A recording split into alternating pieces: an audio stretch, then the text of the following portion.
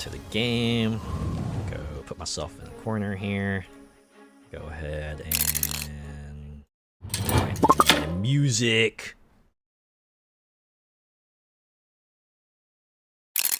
Any moment now. There we go. Megabonk. This is a game developed and published by Vetinad. They're a one-person outfit. I wonder like how surprised they must have been when Megabonk just like mega took off, right? Everyone was like, "Oh my god, this is awesome." I actually have a friend who just dove into this game super hard when I brought it up, and they got like so many achievements, and they've even trying to do like some extra tough runs. They actually shared a video of them just like absolutely annihilating a boss end. That was interesting, but yeah. This is a horde survival game, but it's a slightly different flavor because instead of being like top down, this is more of a behind the back style, and the aesthetic is it's sort of like that sort of low poly PS2 era, and the story is well, what story? What? You just pick a character, you pick a zone, and then you go bonk enemies, right? Try to go to the next zone, and then maybe go bonk the boss at the end. That's your goal, right? It's like that meme, you know? I don't know who I am. I don't know why I'm here. All I know is that I must bonk. By the way, did you get a good rest after the boss battles in Tokyo on Wednesday? Yeah, I got myself a good rest. Yep. Thank you for asking. But yeah, I just like, I did my raid, I chatted with the other streamer for a bit, and I was like, okay, now I'm gonna go get some sleep, you know? I think I got like mostly my groove back. I have some stuff I need to do next week, but for now, let's just bonk for the kids, shall we? Let's show you what this game is all about. Actually, I think the sound might be a little low. Let me turn that up. Let me know how it is on the other end. Right, because I know loudness can be a problem, but sometimes you want to hear the game too, right? You want to be able to hear all this stuff. The music can be fun too, but yeah. You can kind of see the tone of this game kind of being set with the character selection already, you know? You got this guy who's basically a Gigachad analog, right? They even call him Megachad, because you know, the game's called Megabonk, right? And you have here just the skeleton that rides a skateboard, you know? These are the first two characters you start off with. A knight named Sir Ufi, and a mage, Fox, that is... Their name is just Fox, you know? And I have here Ogre. You know, for some reason I thought they were wearing glasses, but I don't think they are. I was just imagining them as like some sort of business orc, but... Then you also have here a Robot Cowboy, you know? Robot Cowboy wearing jeans and dual-wielding revolvers. And you just have like Athena, you know? Athena, just the Greek goddess, wields a shield. And you have Robinette, you know? Wonder if her last name is Hood, because she got the bow and everything.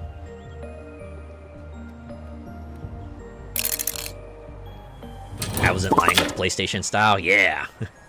Fox, right? I knew you'd be into that. And you have Monkey, you know? Monkey, right? No one knows where he got the shades, no one asks. Yeah, I'll probably punch you to the next week if you try. And you have like just Tony McZoom, you know, the kind of close to a bird man. Tony didn't choose the hoverboard chose him. Is that a Tony Hawk quote? Did Tony Hawk ever say the skateboard chose me? And you just have a bush, you know, just a normal bush, nothing to see here, you know, never mind the arms or the legs or the fact that they got like a freaking sniper rifle. And some other characters that are more, you know, along the lines that you might expect, right? No L. Wait. the Megabonk Discord bullied me into creating this character. They're like, come on, we need a Frost Mage in here. Here's some ideas for a Frost Mage. I'm guessing they're a rabbit too, considering the ears. And Ninja. Very fast and elusive. Hasn't filed his taxes since 2014. He's cooked. It's okay, he's a ninja, so he'll be able to evade them for a while, right? Yeah, the not Tony Hawk. Because, you know, skeleton, we don't need... one skateboarder is not enough. We need two people riding some semblance of a mobile board, right? And then we have Vlad. Interestingly enough, to kind of depict him as like a floating grown-up VV in red garb with red glowy hands and stuff. I like the description too. He looks pretty evil, but he's actually a really nice dude. He always says hi at the grocery store. Chill guy. Which sounds pretty chill, right? Okay. Mage as a mage, wearing a mage hat. Yeah, right?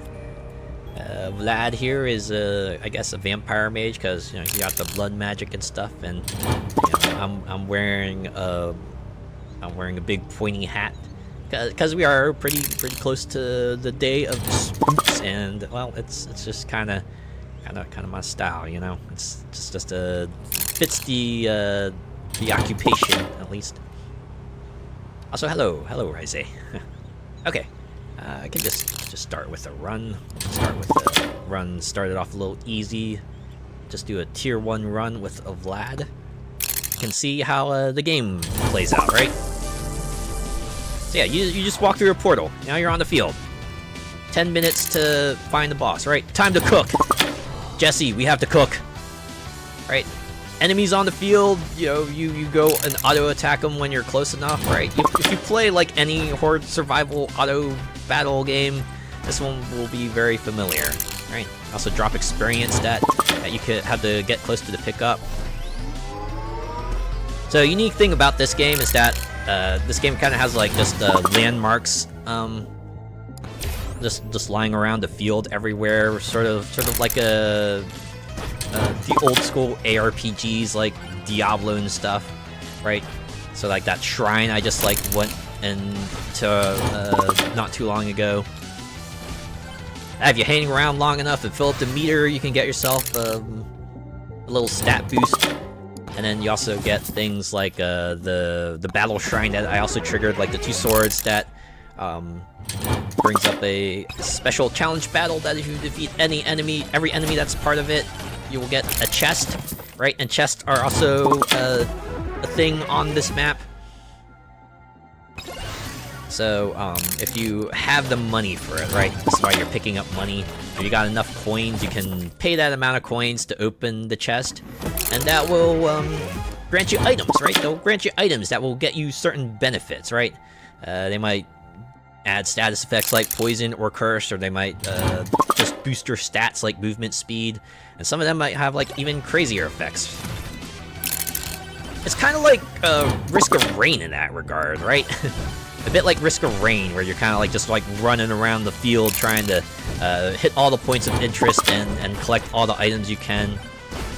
Even the objective is like pretty similar, right? You see on the top left there, your goal is to find the boss portal, right? Find the boss portal, beat up the boss, and then you win the run.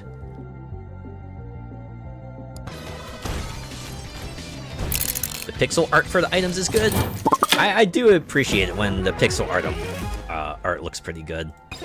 I feel like it's hard to kind of mess up pixel art, right? like even if you don't kind of adhere to a strict format for pixel art, you can make something that looks like pretty decent. You know, as long as you kind of map everything properly, it ends up looking all right, you know.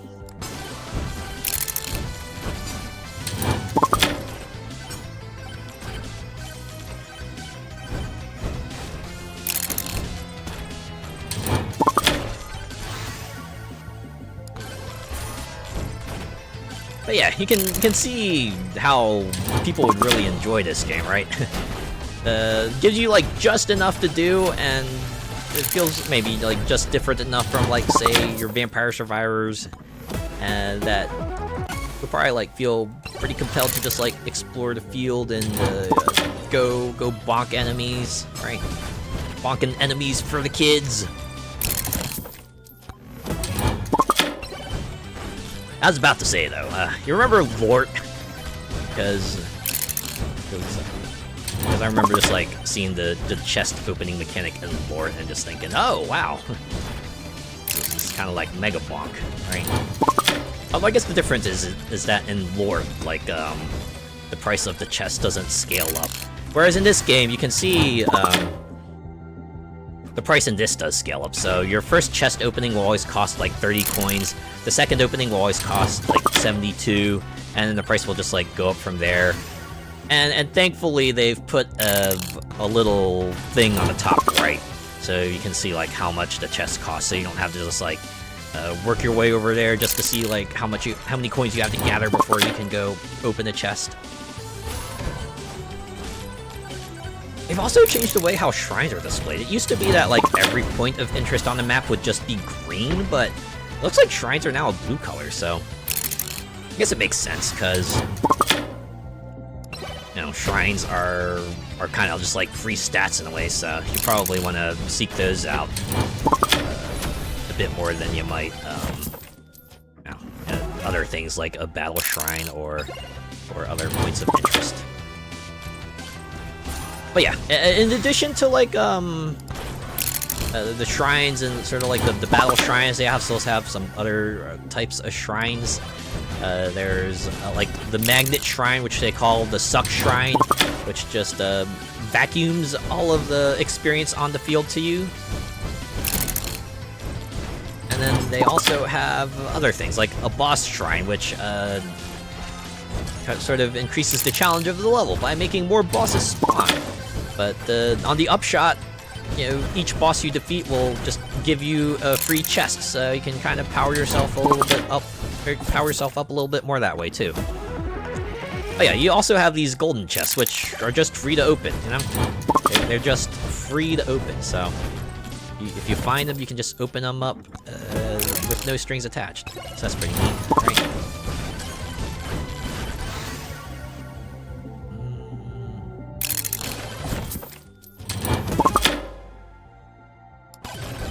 Like any good horde survival game, they also give you the ability to do things like re-roll your selection of items, or like just ban certain items from ever showing up for the rest of the run, or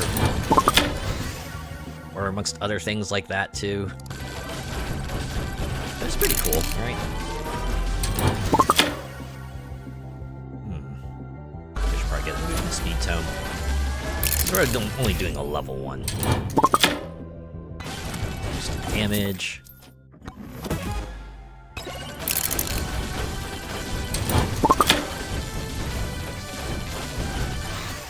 I think the nice thing about this game too is that they're pretty flexible on like how you can build stuff, right? As far as I can tell, this game doesn't have anything like weapon evolutions or anything like that, so they're pretty free to kind of select your choice of weapons and passives. You start the game with only being able to have like 2 weapons and 2 passive items, but through upgrades you can get more, so that's pretty cool, right? Ah, here we go. That's a boss shrine. Alright, you hear that? You hear that sort of crunchy laughter, you know? The kind of thing you would hear like an arcade cabinet, right? You're just walking by the arcade cabinet and the big foe is just like laughing at you, right? Just challenging you to go fight it or something.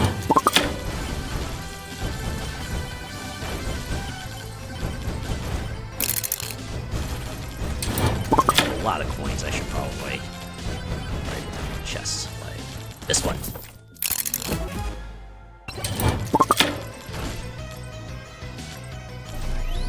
Also, this is probably going to be obvious, but the environments are obviously procedurally generated, so this isn't like a fixed map, you know? The elevations and the locations of all the points of interest and everything will change from run to run, right? So does help keep things fresh, you know. I think I'll go with HP regen.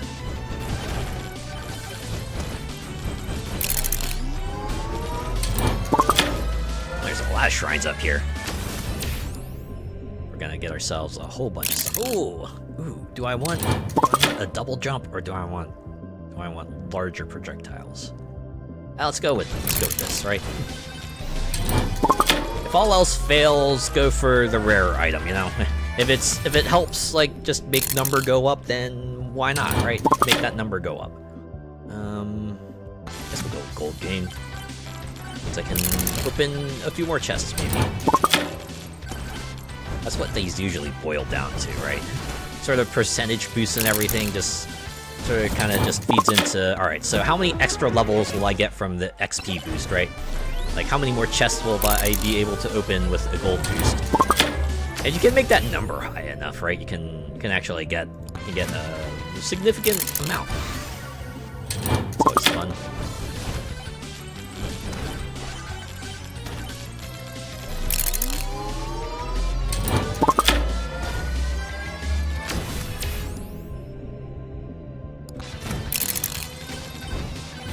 These games, though. I find myself just, like, really getting into horde survival games. This is because it's, like, pretty nice for like a head empty period, you know? When you wanna, like, do something, but you don't wanna, like, you don't wanna maybe lock in, like, super hard, right? You can kind of just, like, throw one of these on and still feel like you're kind of doing something good, right? Much like how Gamers Outreach does some good in the world by helping kids in hospitals, giving them the ability to play video games.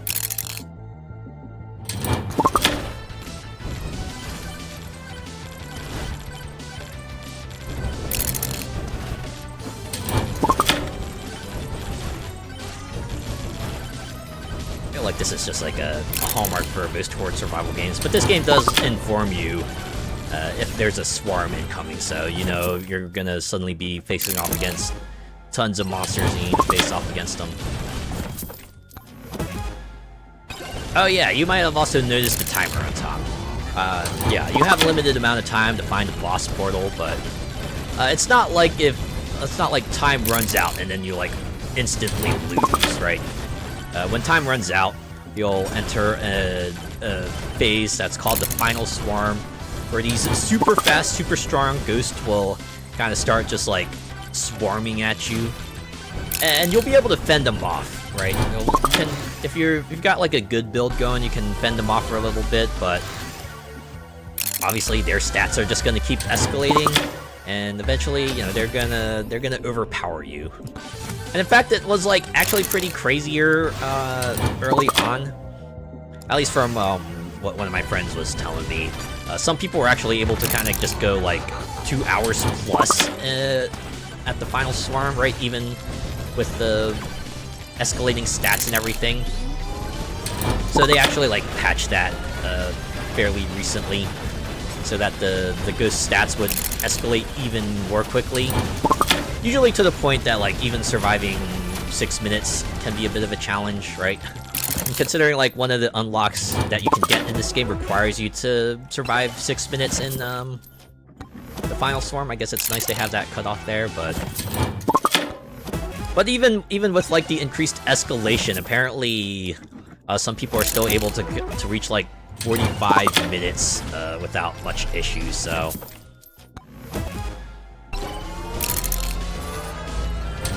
I guess as long as you find like the right items, you can kind of go far, you know? You're gonna go far, kid. Although unlike the Offspring song, we really do want the kids to go far. And you know who's helping kids go far? Gamers Outreach.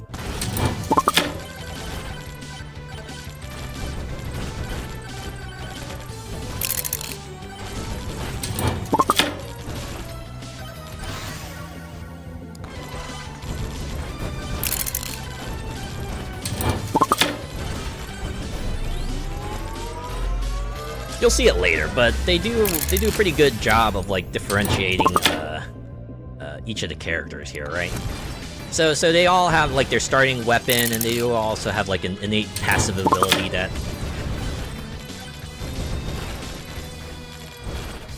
Excuse me.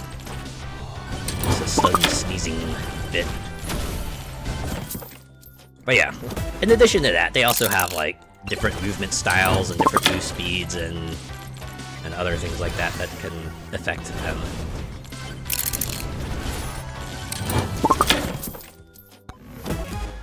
Okay, we're down to 45 seconds and I still haven't found the boss portal. I should probably start looking for that.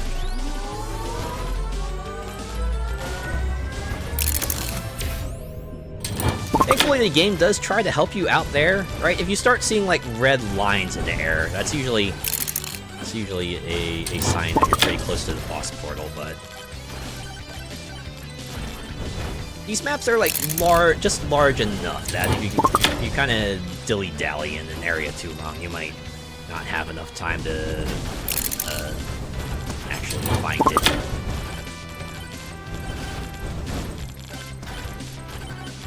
We are about to kind of hit critical mass here. Here it is, final swarm, right? You see the meter on the bottom there. Starts off easy, so these first few ghosts, they're not gonna be too much of a problem, but you'll wait long enough, right? And then they'll start ramping it up. Oh wait, there it is. Nice thing about the boss portal too is that if you get close enough, they'll mark it on the map, and you can see the red arrow. It's like, you know, go over there, go there. That's where you can wrap things up, and hopefully I'll have enough time to actually defeat the bosses. Oh god, I had to beat up 5 of them. I got the Megabonk 5 bosses in like a few seconds. Hope my DPS is cut out for this.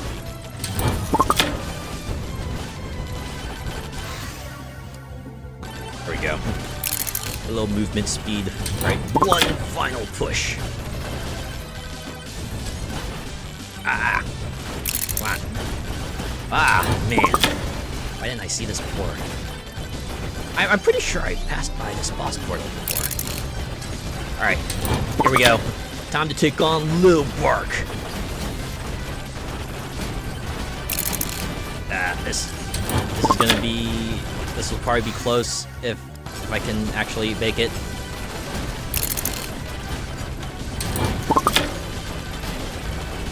This is why having multiple weapons is nice, right? You don't have to devote everything to offense. You can try to pick up a few defensive items too.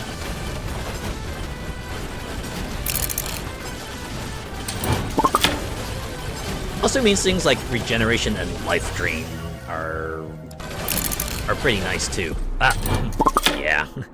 That's what I get for taking too long, right?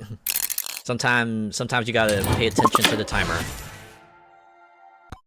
But hey, you still get something out of it, right? So silver is kind of like the meta currency for this game, and you can use silver in a variety of ways, right? Like you saw it here, you can use it to unlock characters, like Among here. I have no idea if this is a reference to Among Us or not. It could just be like a guy in a hazmat suit. It'd be Among is the actual name, but yeah. You can also unlock new weapons or new tomes. These are essentially your passives and items that you can just like find out in the field. And you can see not all of them are unlocked right away. Some of them are tied to certain conditions, like say killing enemies through thorn damage, or killing enemies with the sword, or increasing HP through blood magic. Actually, the funny thing about this game is that when you start it up for the first time, right, you start it up for this first time, all they have is the first button here, right? All you can do is click play. But as you keep doing runs, they'll open up new buttons for you, so you then get like the unlocks button, which you can use to unlock new items. And then you'll get the quest button, which gives you a whole list of objectives for you to reach. Kind of just like putting everything, all the criteria you need to unlock stuff kind of in one neat spot. You also get a little silver for completing each objective, so that's also nice. So yeah, in addition to characters, weapons, tomes, items, there's also general achievements, and you can also complete challenges, right? And you can also unlock skins, which are basically like alternate colors for each character, so... Right, you get the opportunity to get them by... And each character seems to be the same, so it's kill 15,000 enemies, defeat the first stage boss in under 6 minutes, kill final boss in tier 3, get them to rank 100... Oh, okay, it's only a handful of them that have a 50,000 skin, but still. And then finally you have the shop, which is just like general persistent upgrades, so you can do things like buy more refreshes or re-rolls, and you have skips, which just lets you skip a level up set, right? If you run out of refreshes, and you can just move on. Then you also have Banish, which works like a Banish in other games. You can just strike an item from ever appearing for the rest of the run. And here are the weapon slot and tome slot upgrades. So again, you start with 2 and you can expand to 4. And you also have a feature that just lets you select which music you want to play. And then toggle, right? That kind of just like lets you choose what appears in a run or not. And the nice thing, this is just like a one and done, right? You remember how Vampire Survivors, their Banish upgrade goes across like, or whatever they call it, just like the strike an item from the run before you even start upgrade, right? You start with being able to buy it up to 10, and then you buy like the second version of that, which lets you strike 2 more items per upgrade. And you get like the upgraded version of that, which lets you strike 3 more items with every level. And then the final one is just like, screw it, you can strike all the items you want, strike as many as you want. Get yourself your customized experience. It's kind of funny, just like looking at early Vampire Survivors expansions and the later ones. Right, I think their design philosophy probably changed at some point, you know? Like, the early ones tried to not introduce, like, that many new weapons and passives, because I guess they didn't want to dilute the pool too much, understandably. But then we get to, like, say, Among Us, where they just, like, throw in a whole bunch more, right? They keep just, like, increasing the number of items you can strike to kind of accommodate for the fact that, you know, there's so many more weapons and passives that kind of show up and might potentially dilute the pool. So they eventually just give you the infinite strike, which just lets you take out as many as you want, you know? Which I guess works well enough. At least kind of helps free them from that sort of design constraint, right? That way we can get things like the Contra crossover and the Castlevania crossover, where they're just like, yeah, no, here's like just a zillion items, you know, and a few new passive items for you too, right? Just go nuts. Just go nuts, buddy. It's pretty nice. It's pretty nice. Okay. Enough overview of the other stuff. What do you say we try another run? This character is actually my personal favorite, Tony McZoom, because I like their weapon, the wireless dagger, which just bounces between enemies, right? And they have the hoverboard, which gives them a bit more mobility, but it's not like exceedingly fast like Calcuim is. Calcuim feels like you can actually just like get out of control and crash into things, but Tony McZoom feels like just enough for me. So let's go pick them. We'll try another run in the forest, although I'll bump it up to tier 2.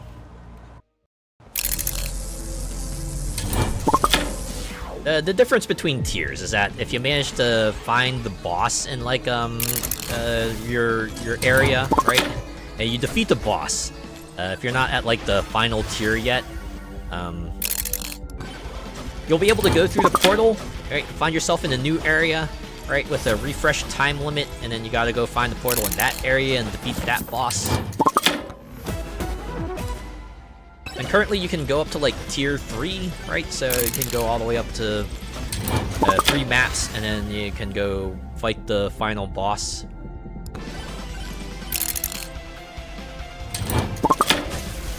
it works out pretty nicely, because I feel like, you know, for these kinds of games, 30 minutes is about the maximum length of time you probably want one of them to spend on a run.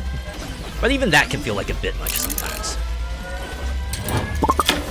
I feel like most games usually won't go above 20, right? Vampire Survivors and I guess this game seem to be like an exception to that, where... But even this game lets you choose your time limit, right? If you don't want to do a tier 3 run, then you can do tier 2 or tier 1, and those are going to be shorter, you know? You won't be able to fight the final boss, but you'll be able to get through a run. And granted, Vampire Survivors does have stages which have a time limit of like less than 30 minutes, but most of them have a time limit of 30 minutes. And depending on your build, they can go even longer.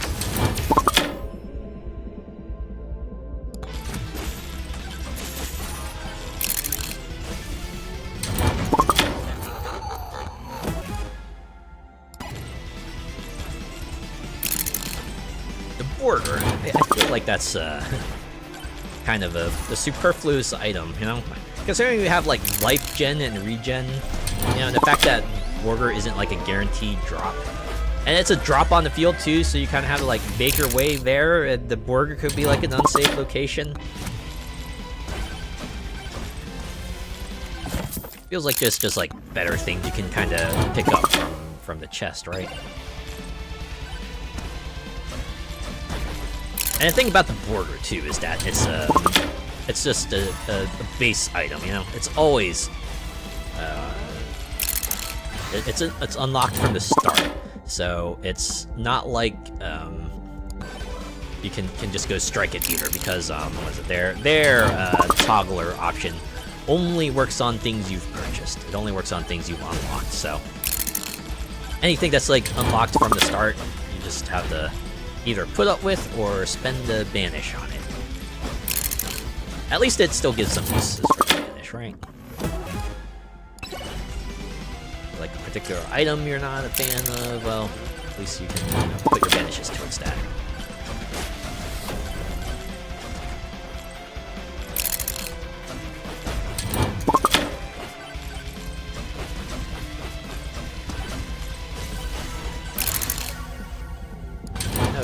Did also say they wanted to add some more stuff, right? They certainly have a good amount of stuff here, right? You got like a whole bunch of types of challenges,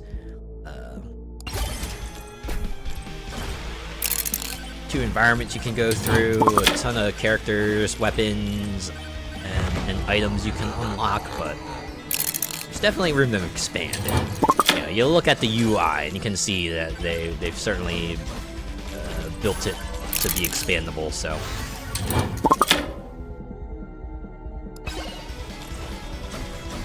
I know I'll be looking forward to whatever they decide to put out next.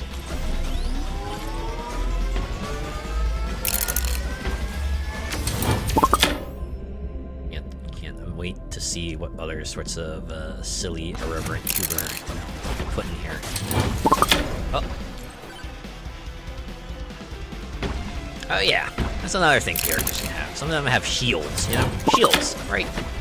Good old shields.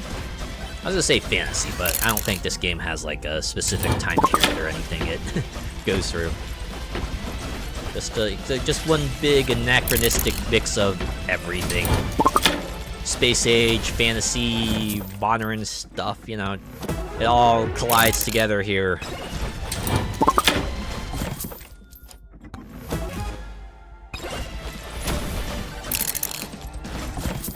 Does make me wonder, are there Megabonk fanfics? Has anyone written fanfiction for Megabonk?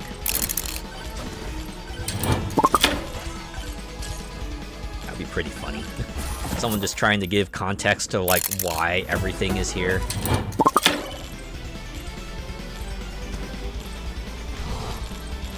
Even if they do it in like a purely tongue-in-cheek manner, it'll be pretty fun.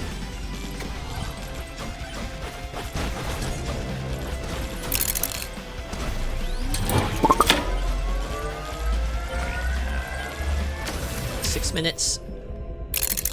Doing alright. I'm gonna course, I only have 2 weapons and 1 passive. Hopefully, some stuff will turn up soon.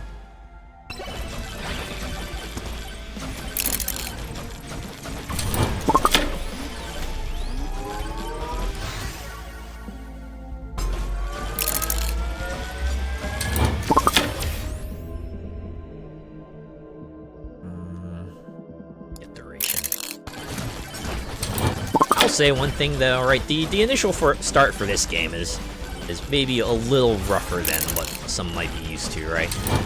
Like when you start this game, you do feel like you're a bit more at the mercy of the RNG. Because there's certainly some combination of things that will make you feel like an absolute god. But there are other things that, after a while, will not be able to keep up with just like everything the game will eventually throw at you.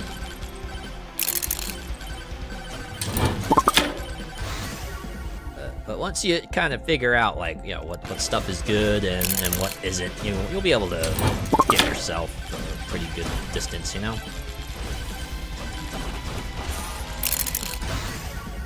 Just going the distance, like how Gamers Outreach tries to help kids go the distance. Or at the very least, help them while they can't quite go the distance just yet, by helping them go the distance virtually in video games, you know?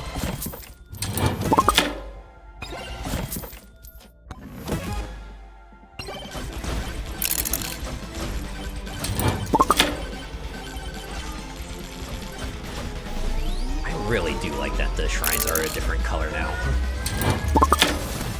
That way you're not just like making your way over to a green square and then you see it's like, oh, it's a boss shrine. Yay, right? You just kind of beeline it to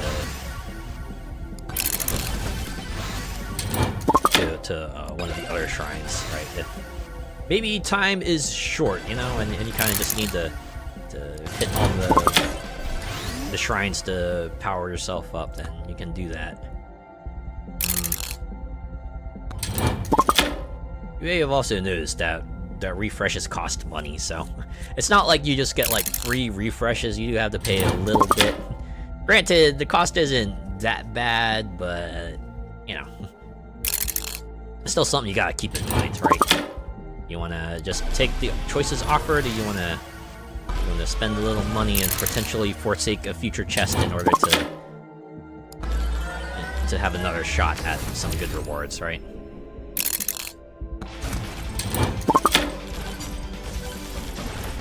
Oh, hey.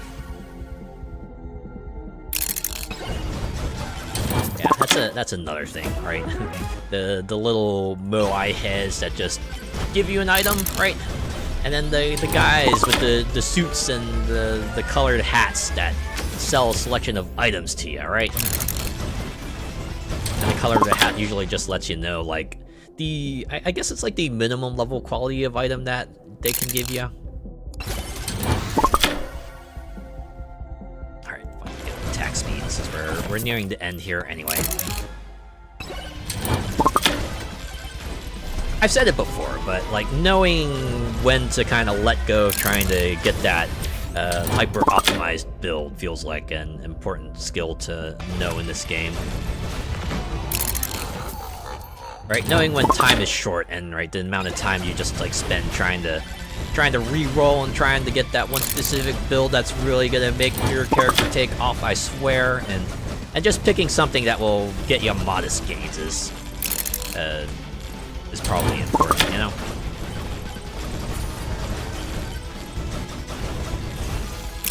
It's like when you're playing the game Flux, right? The game Flux, where a game that's like about like collecting keepers usually, right? And they also have a thing called goal cards, and the entire idea is to try to, most of the time, usually get a set of keepers that will satisfy the requirements of goals. The thing about goals is that they're pretty quickly replaced, you know? And the trap that I kind of fell into early on was like just trying to hang on to a certain set of keepers that I know has a gold card that will win me the game. Once it gets brought up, I just gotta wait for the gold card to show up. Of course, the only thing is that you kind of have to like, you know, cycle through the whole deck for the gold to show up again. And, you know, in the meantime, everyone else is kind of swapping out their keepers, playing rules, switching goals and stuff to try to meet their stuff, so sometimes the waiting game is not entirely advisable, you know? Sometimes you gotta realize that it might be best to try to shift your priorities, you know?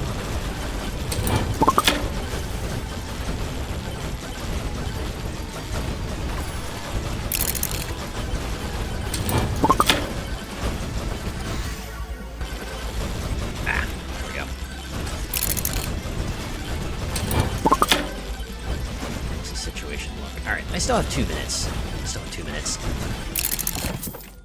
And I know where the portal is, so I can... I usually like to give myself about 2 minutes and a minute and a half to kind of fight the boss, you know? Especially at this level. I think I got, like, what? Five of them I gotta fight now, so...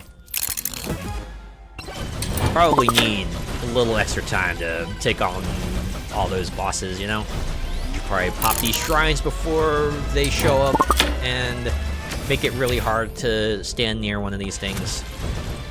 Okay, yeah, it's 5 of them. Okay, I should probably just like head over there now. All right, so let me activate this. Let me activate this. Okay, you know what? Fuck it. Again, knowing when to let go is an important skill, right?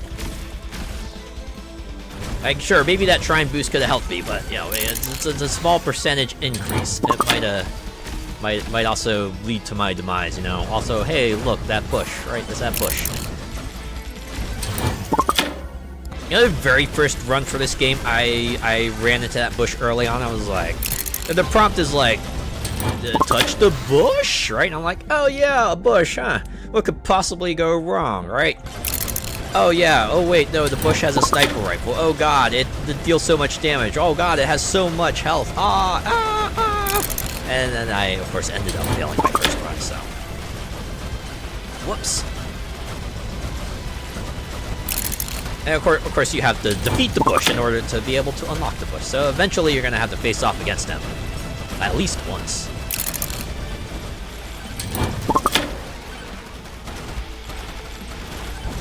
This is another reason why I like the speedy guys, because...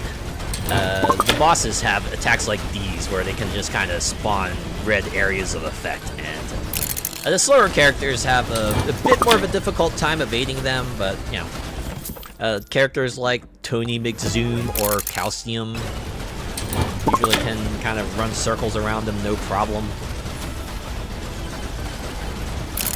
Also, if you get, like, enough movement speed upgrades, but that does mean you have to forego, like, you know, damage upgrades in order to get yourself at that point. And movement speed is, like, just generally more useful in this game anyway, since the entire point of it is to, you know, find the boss portal. Also, I forgot I was doing tier 2, so yeah, you can see now I can walk through the portal. Take on the next zone, but there's still some of the stuff I have to do first. Although you can see, right, once you defeat the boss, you automatically get like a short countdown, and then it goes into the final swarm, so you do have to pay attention to that at least, right? Don't want to hang around here too long, lest you know, the more powerful ghosts show up and they start overwhelming you. I wanna cook, right? Megabonk, we have to cook. There's a specific achievement in this game that wants you to have, like, 3 of these leech crystals at once, and you can find them in chests, but the best way to do it is obviously with these microwaves. Also, I don't think I've explained what the microwaves do, but you can see that, you know, you pick an item, right, and it'll just, like, randomly take another one of your items at the same rarity and just, like, turn it into that item after a bit. But of course, since this is Megabonk, it takes the form of a microwave, you know, because, microwave. Okay, we're at 35. I can still hang around for a little bit, try to eke as much as I can out of this zone here. I don't have enough points over the chest. It's fine. It's fine. 10 more seconds.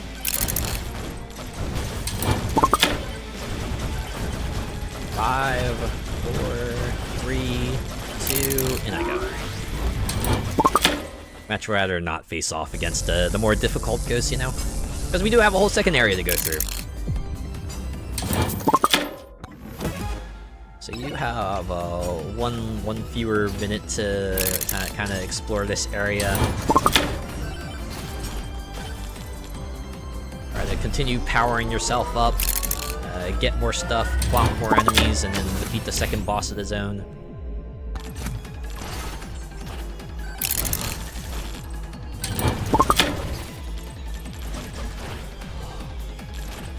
See those little skull posts on the ground too? Those are like greed shrines. So what they'll do is give you a little money at the cost of upping the difficulty of the game, which I believe affects item quantity and their stats.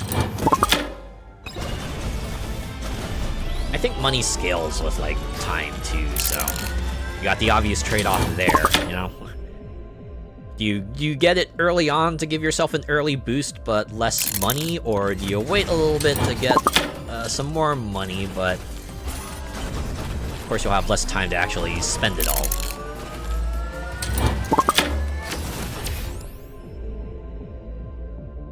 Let's go with thorns. Right, there's that one item that is unlocked by killing enemies through thorns.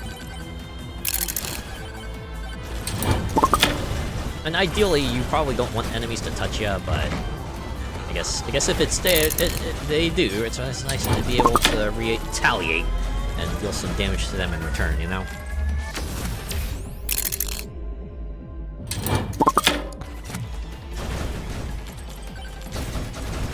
I saw another microwave, which made me think. You know what I could see them possibly adding later? Just like some way to mulch your current inventory. And I kind of like drawing from Risk of Rain for this, right? Because Risk of Rain has that one map feature where you can kind of just dump whatever items of your choice in there, and you'll get back junk that has a rarity corresponding to like the rarity of the item you would dump in there. And then they also have like a manufacturing points in that game too, which work similar to the microwaves in this game. But the thing is, since that game has junk items, if you have a junk item, it will prioritize using those first. So yeah, you can see what we're getting at with here, right? And they put in some way to kind of just like gain junk items that you can use to like sort of prioritize at microwaves. I think that would probably be like a pretty natural fit for this game.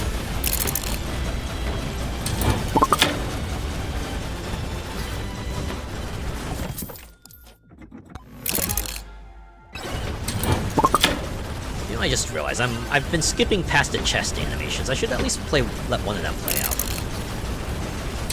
I can appreciate that the ones in this game are actually like pretty quick, you know? Just click open, and then they do like a little quick animation to give you that dopamine rush. It's like, oh man, which item I'm gonna get, right? The escalation of lights to let you know, oh, it's higher rarities and everything. Oh man, it's a legendary. What legendary item are they gonna give me, you know?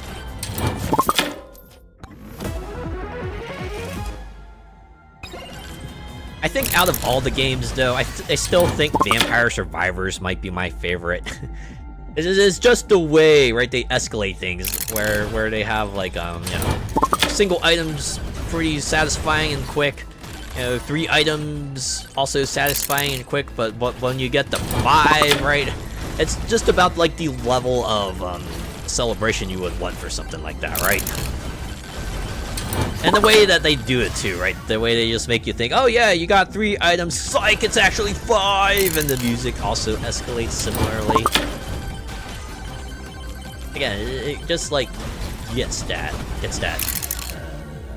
hit just right. Got moldy cheese.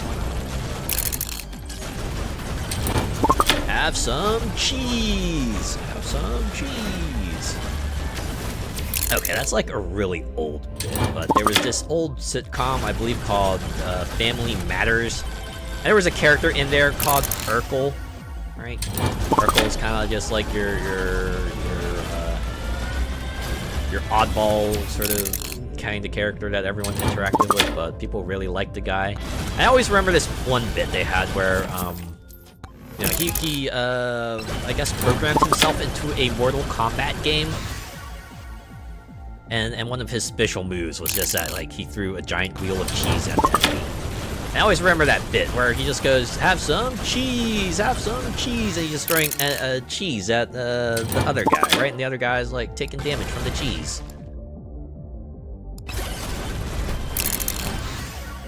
I don't know why, but that one stuck with me. Does anyone else have that? You just have like weird things that you remember from a while ago that just like have stuck with you? For one reason or another, your mind just kind of brings that back up. Apart from that, there's also this one commercial for popsicles, right? It's like a really old commercial for these like, you know, fruit flavored popsicles, but they were like colorful and stuff, right? And I always remember the line, right? And the kid is speaking to a dog, and the dog is named Duke, right? And the kid just like suddenly goes, "The colors, Duke, the colors!" And then the dog replies, "I'm colorblind, kid." Yeah. I don't know why. That has always stuck with me. You know what else has stuck with me? The Meow Mix song, you know? The song where the cat just goes meow meow meow meow meow meow meow meow. They have like subtitles on the bottom that's like, I want chicken, I want tuna, or something like that. I think I recall that a lot because just like for some reason, you know, like it just feels like a lot of cat VTubers just really enjoy just like tweeting meow meow meow meow meow, so it always just reminds me of the Meow Mix thing. I'll usually respond with a Meow Mix GIF. Also, yeah, I have 4 minutes left. I should probably try to seek out that boss portal. Although I want to activate these shrines too. I mean, you never know, right? They might grant you a pretty good blessing, right? And this gold chest here certainly wouldn't have found it if I just like kind of went in another direction, you know? Let's get down here. Let's get down to this shrine to receive our boon. Oh boy, it's a swarm. I hope it finishes soon. This is the saddest build I've ever had. RNG, why must you curse me? Okay, I kind of... maybe I'll let that go for a bit. Imagine that, just like a Megabonk themed song for Dark Side of the Moon. Or was it titled "I'll Make a Man Out of You"? I forget.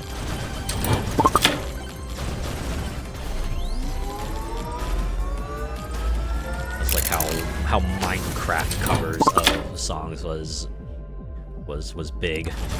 I imagine they still are. Oh, I guess like a similar thing for Fortnite too, right?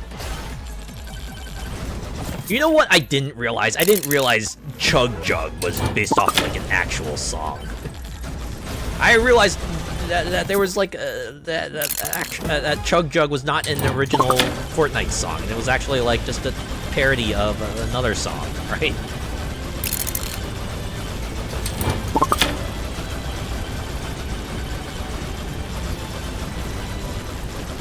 Actually, it reminds me. I think there was like this one karaoke stream I watched a while ago. I think it was for Maroon 5, right? They were singing like a Maroon 5 song. It was specifically the one Maroon 5 song that was part of the Reese's Puffs song, right? So when they started like singing that song, you see just like chat just kind of pop off with Reese's Puffs, eat 'em up, eat 'em up, eat 'em up, eat 'em up. And the person who was singing was not aware of the whole Reese's Puffs thing, and they're like, alright, why is everyone just like suddenly saying Reese's Puffs in chat? Oh god, we're down to 2 minutes and I still haven't found the portal.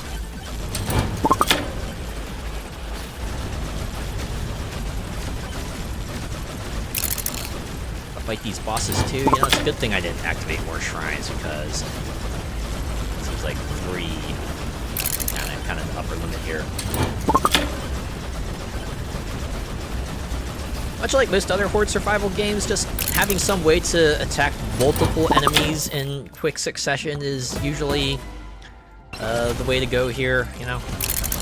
Like either, whether it be through like AoE damage, or like just some way to have the projectile just like deflect onto another enemy. Usually your best option. Okay. I need to just like scour this field super quick. Can't stop, must go. I only have 1 minute.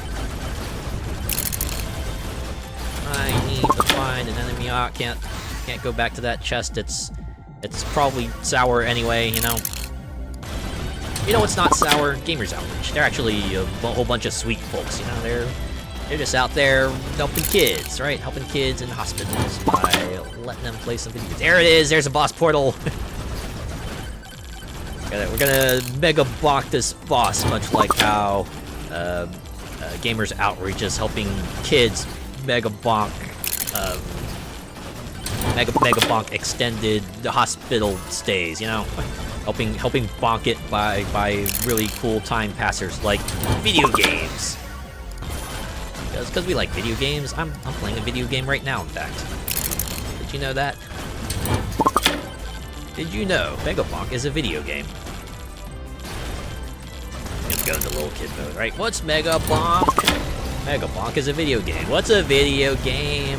A video game, it's like a electronic application that you usually play in some way or another. Usually they'll give you like some sort of objective in some way to play it, you know?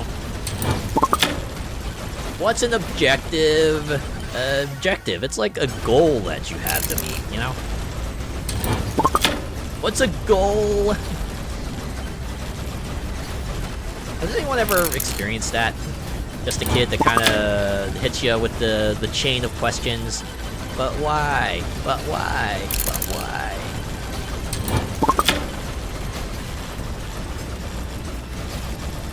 I had that with my nephew a few times, you know? Nephew would just like ask a question, you know, you try to explain it, and then the nephew will have more questions.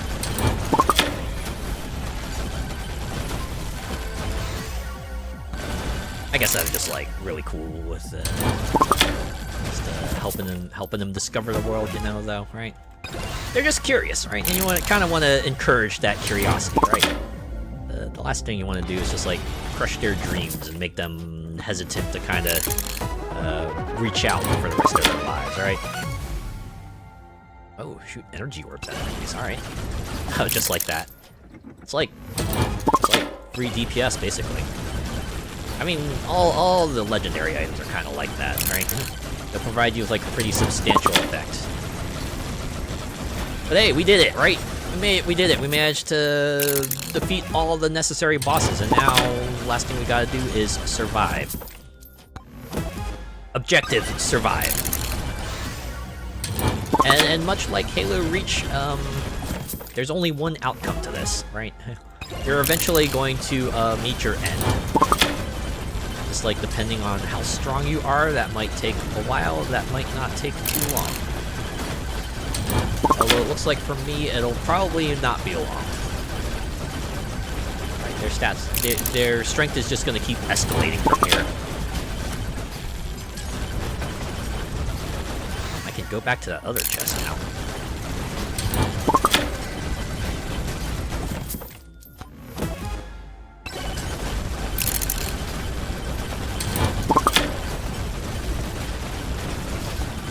It gets especially fun when you have like a really good defensive weapon, right? You just see these things like just smack into you and just like yeet you all over the place. You got like double jumps and stuff. Maybe you can give yourself some semblance of control, but you know, even then, right? You can only fight them off for so long. Eventually, they'll become powerful enough and they'll be able to overwhelm you.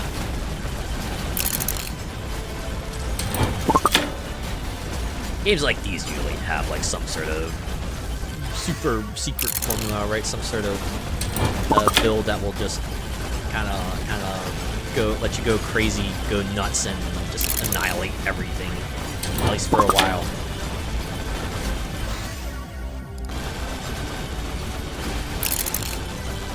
It's like Balatro, right? It's like Balatro in that regard, I guess, right? Like, there's a number of builds in Balatro that will get you to Monte 8, right? The basic end of the game, but if you want to get further and like some of this unlocks will require you to go beyond that, you're gonna need specific cars that will let you just hit those exponentially increasing goal targets. But hey, we did it. You dead. Maybe him skill issue? Nah, this guy. No skill issue, right? If they manage to get to the end, no skill issue. Absolutely. Hey, well, you know. You did it! Tier completed. Here's the silver you earned. And here's where you rank. And now we have Kevin obtain 3 leeching crystal. Given it's a teddy bear, I wonder if it's like an item that will have a % probability to nullify a hit. I'm basing this off a Risk of Rain that has a teddy bear item that gives you a % probability to nullify a hit. Kevin purchased. Kevin hates you. Plus 25% chance that Kevin will punch you whenever you hit an enemy. Kevin cannot kill you, but he really wants to. Well, there are certain items here that proc after you get hit, so I'm guessing this is just here to kind of synergize with that, you know? Synergize with the items that will have effects that have a chance of activating if you get hit. So that's not bad. Also depends on like how much damage the punch does. The fact that they specifically had to say Kevin cannot kill you makes me think the damage number is a not insignificant amount. I don't think I will want to deal with that though. Unless there's like a specific achievement that requires it. Okay, well, we did it. We did tier 2, so what say we try tier 3 run, yeah? Let's,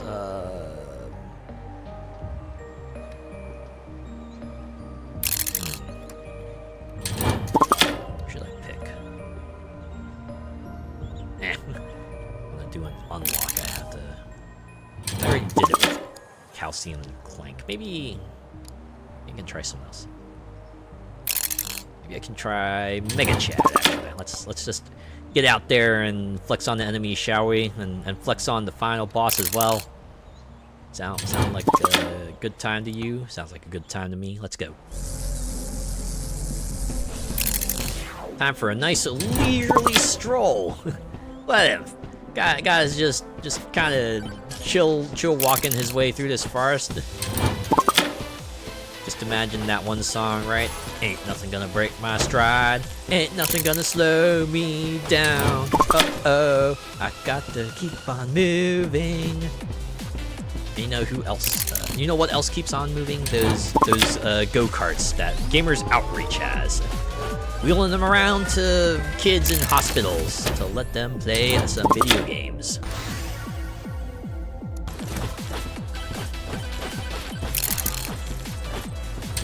Wow, this is a pretty catchy tune. Doesn't it make you just want to get up and dance?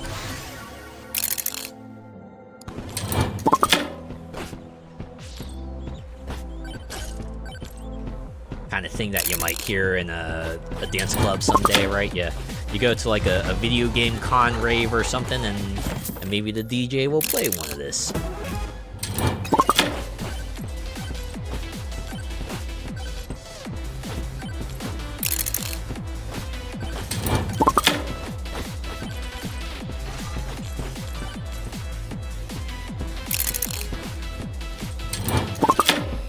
I know I brought this up several times, but I really kind of fell into ball pit these past few days.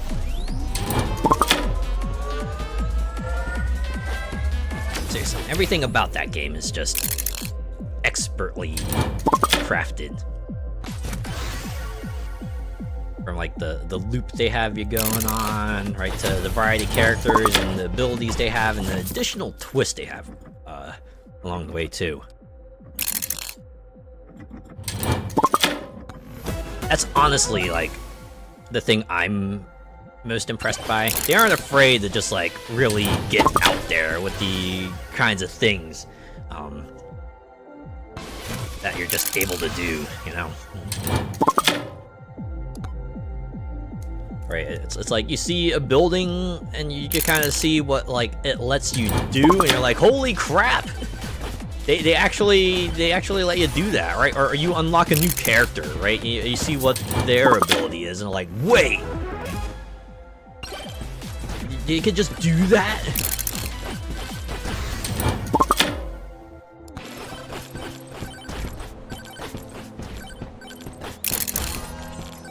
Funny thing is, I think Ball Pit actually had like a Next Fest demo, so they definitely.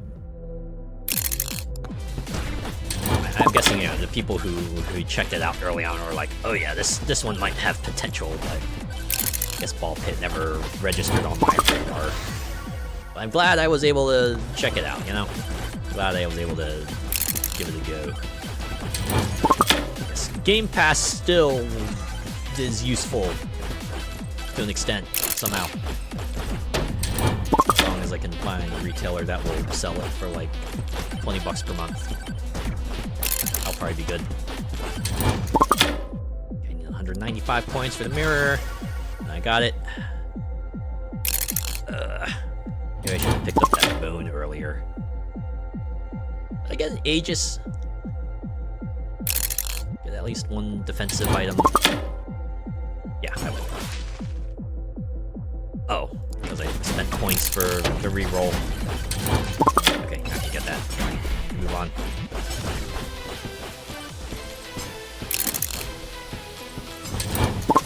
Of course, you have to take into account the time cost there, right?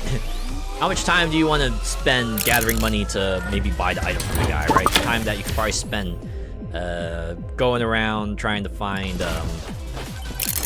you know, more shrines, more jars, the other stuff to help power yourself up further. But I certainly get it, right? You see that one specific item, you're like, oh my god, this would really let me pop off. And you just kind of like want to hang around and hope that you eventually get it. But oh man, bosses had this one just about to hit the shrine, but that's fine. We'll just drain them of their health. Probably should have turned on the lifesteal tone for this Megachad. I guess I don't remember. Like, whatever deflecting weapon shows up, I should just pick that up, right? I think the ones that do that are the bone, the wireless dagger, and the revolver. Incidentally, the weapons of all the characters that I kind of dig, you know? The Clank, and Calcuim, and McZoom.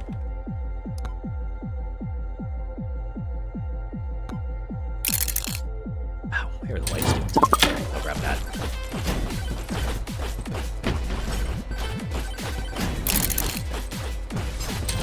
Lifesteal is a lot more potent than you might think.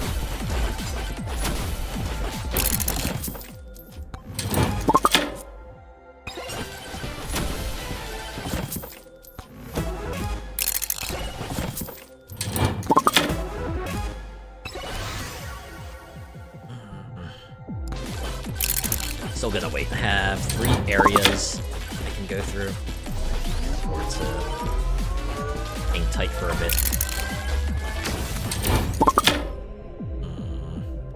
Yeah, let's get some speed boost actually.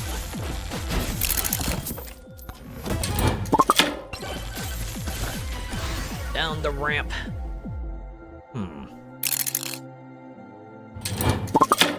If I get axes, I'm gonna be like a purely close range character. Might not be the worst thing, though, because Megachad is pretty close range to begin with. And these axes do persist, so any enemies that chase me will, if I can power up the axes enough, they'll eventually get annihilated by them. Ah, there it is, the boss portal. Okay. Yeah, 5 minutes. I think I can afford to run around a little bit more and try to get myself a little bit more power Gotta become a little bit more mega, you know?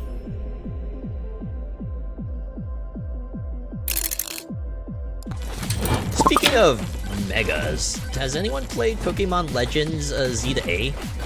I imagine a lot probably have. I have the game myself, but I want to start it soon. I have not, for whatever reason or another. I picked it up specifically because of the character customization.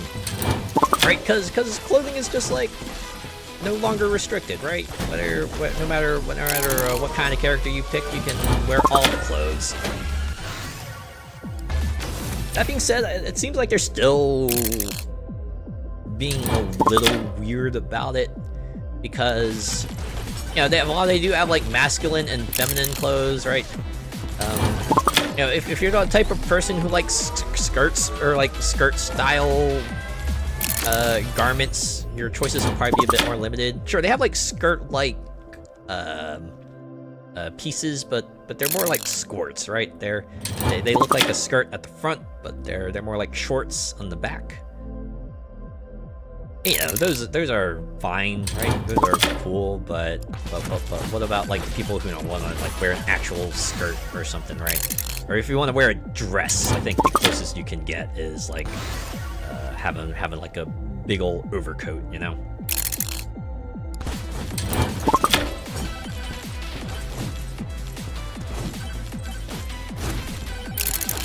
And it's not like the game hasn't had skirts before, you know? Like the 3DS games have several skirts you can wear. Sword and Shield even has skirt options.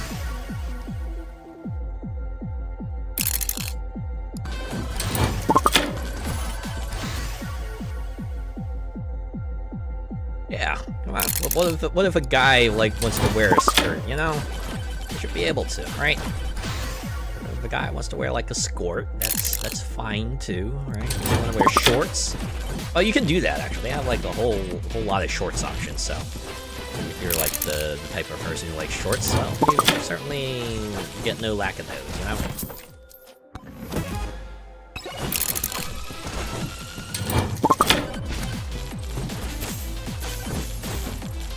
4 minutes. I think we're still good. We still have a little bit of time here.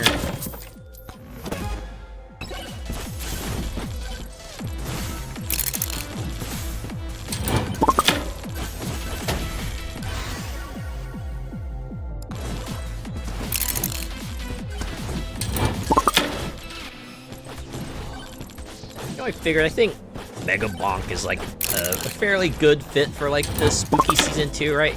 Considering the enemies you fight and the variety of characters you have, you can kind of draw a connection between like costumes, you know?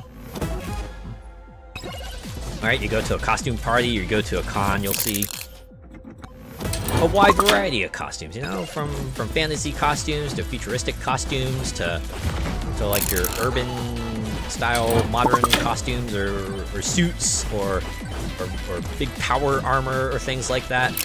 This game certainly got a wide variety of that, right? You just have like, you know, shirtless guy wearing pants. You know, you have like fox mage. You have just guy in armor and just a person in a bush and a robot a cowboy and things like that, you know?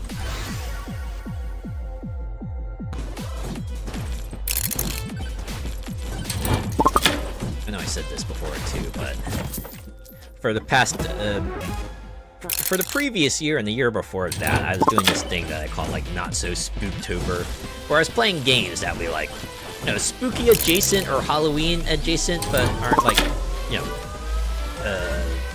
explicitly scary because, you know, some people aren't like fans of that, and I wanted to kind of, you know, celebrate in another way, right? Explore other aspects of Halloween, like the costumes and the mild frights and monsters and stuff, you know? I didn't do it this year specifically because I had the debut and I wanted to kind of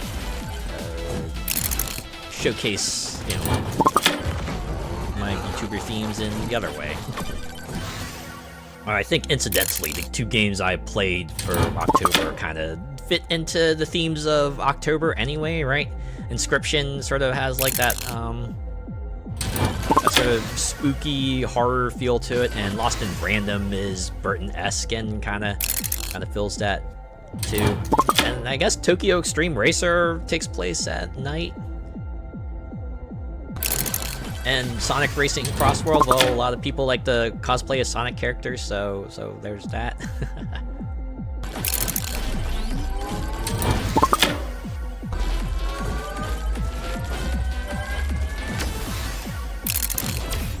I'm thinking like maybe next year, one of the games I wanted to play, because since I played it October of last year, I wanted to play Axiom Verge 2, right? Sequel to Axiom Verge. I did play Axiom Verge 1, and that is still a good game as always, and 2 is like a pretty significant change from Axiom Verge 1, but I still think it's a pretty good game. So we already played the first game in the series, we might as well play the other one, right? Okay, wow, we're actually at a minute and 50. I should probably defeat these guys and then go beat up the bosses, huh? This is still tier 1, right? Oh god. What does I have?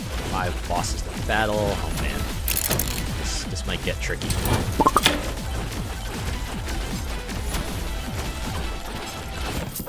Especially since I'm running a close range build right now.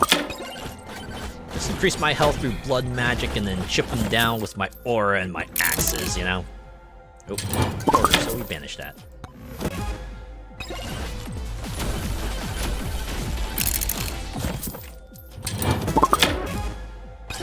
Banishes are always a tricky thing to manage. I feel like there's like 2 main versions of that you see, right? You have the one here where you have to spend the banish to get rid of the item, but also as a trade-off, you don't get an item for that pool. But then you have like something like, say, Ball Pit, and I'm sure other games do this too, where your banish will take the other thing off the list, but they'll still let you pick something, you know, so you'll still get something out of it. I guess the difference is Ball Pit kind of needs something like that because you don't get as many level up opportunities with them, and you kind of need all the level ups you can get to power yourself up. Whereas in Megabonk, you know, levels kind of come at you pretty hard and pretty fast. So if you need to spend a level up or 2 to just like get rid of an option or get rid of an item, it probably won't end up too much worse for it. Oh, we're gonna cut this one close, if at all. I have to be next to them too. This is why projectile weapons can be handy.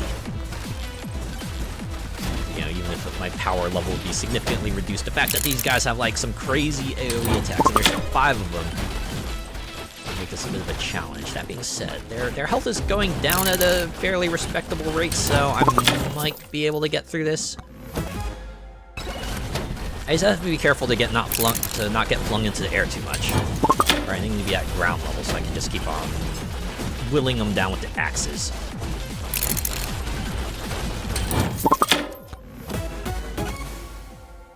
Oh yeah, I should probably be jumping too, because I just do more damage when I'm in the air. I have to assume that means the axes will also do more damage when I'm in the air. Which means I can completely annihilate their asses. Like that first.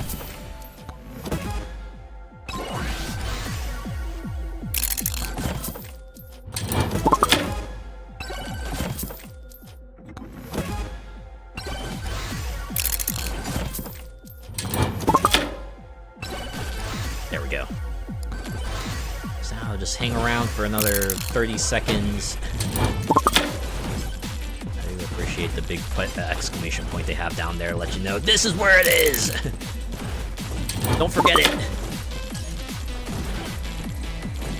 20 seconds until critical mass. I think I have enough time to break open this jar here.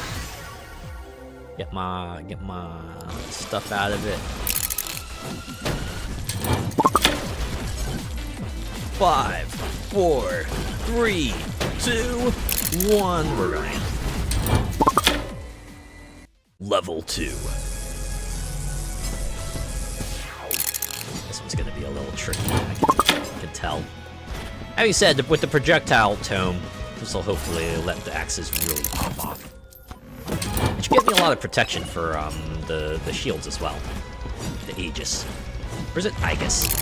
How do you pronounce that? Is it Aegis or Aegis? I feel like I've seen it both ways. Right? The character in Persona 3 they call Aegis. They specifically want you to pronounce it Aegis, considering they changed the spelling to A-I-G-I-S, right?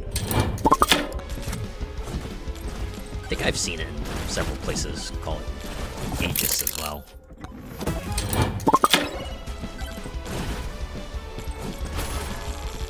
Hard letters and soft letters, why must you be so complicated? I guess that just, like, extends to English in general, huh?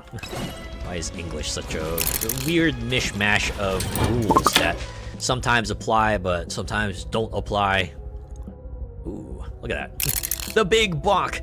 2% chance to bonk an enemy, dealing 20% damage. Are you saying, possibly, that this bonk could deliver Megabonks? I'm gonna save up for that, though. I need 200 coins, so that means I should avoid spending it on anything else. We'll run around for a bit, break some chests and some jars to have a go at that. Oh wait, I can do that now. Alright, we're going back. Hold on, kids, we gotta make a temporary stop to this guy in the gold fedora, because they got the giant hammer I could use to mega bonk enemies. I think they actually have like a prompt for that too, if the giant hammer procs they actually tell you. I think there's a sound effect associated with it too. I need another 385 for these thunder mitts. What is this description? Upon hitting an enemy, clap their cheeks so hard it generates a lightning strike. 10 seconds cooldown. That means they can't sneak anymore, huh? Right? They're trying to sneak, but you know, they're clapping. They're too thick.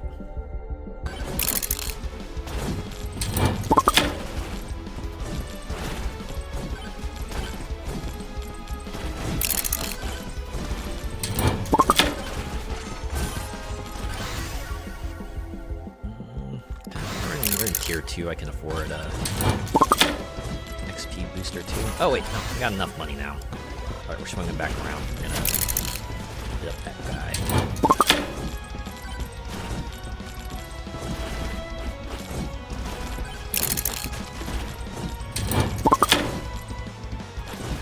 Got bosses. You may also notice that you get 1 fewer minute in the subsequent stages. Presumably, you know, you're pretty fairly powered up, and they want to escalate things, so you don't get as much time to explore the area.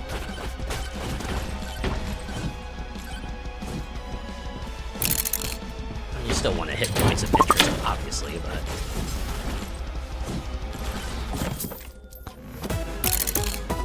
oh snap! Another one. Power gloves. 8% chance upon hitting an enemy to create a giant blast, damaging and knocking away enemies. I love the power gloves. They're so bad. Another thing that has just stuck with people. So wild to think about, right? They just made a whole ass movie to advertise Super Mario Brothers 3, right? And the power glove too, I guess.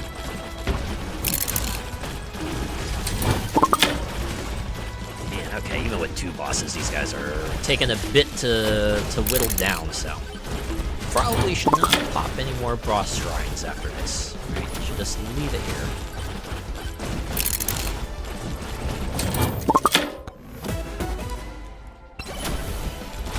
Nice thing of having a bunch of AoE persistent weapons is that swarms like these aren't as much of an issue, right?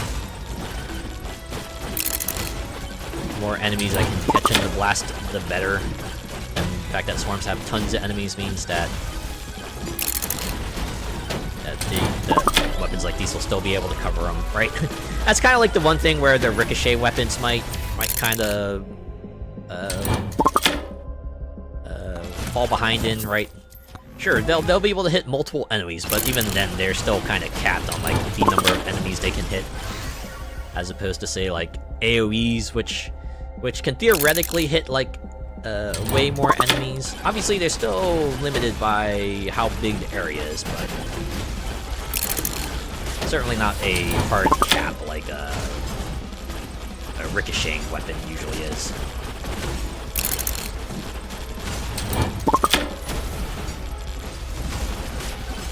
Alright, we have 5 minutes.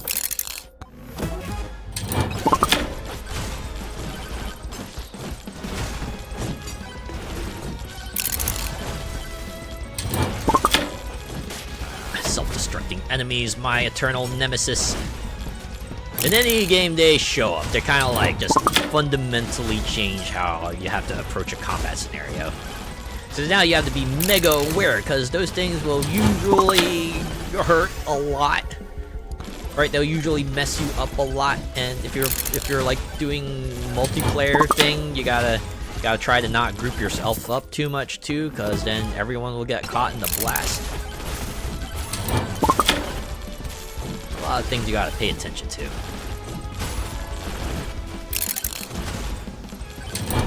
Okay, we're down to 4 minutes, and I'm kind of like sitting in a corner here. It's probably not the ideal thing to be doing. I probably should.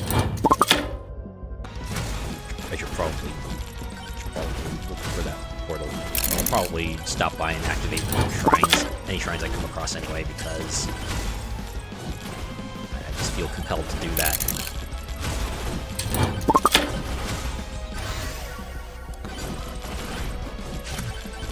I can pick up some power-ups too. Oh, there it is. Okay. Crisis averted. Now I can go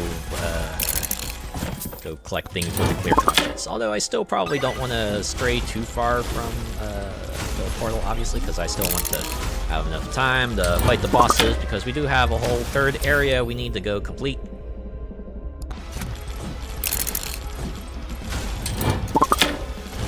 Rule of crit chance. If you see crit chance, it's probably a good idea to pick up crit chance. Because who can say no to the mythical 100% crit chance, right? When every hit becomes a crit, and the damage just like basically skyrockets, right? And you can get the combo of crit chance and crit multiplier even better.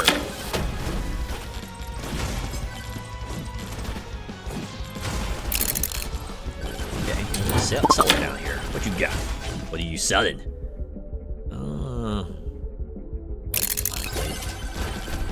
Extra chance to heal myself? Sure.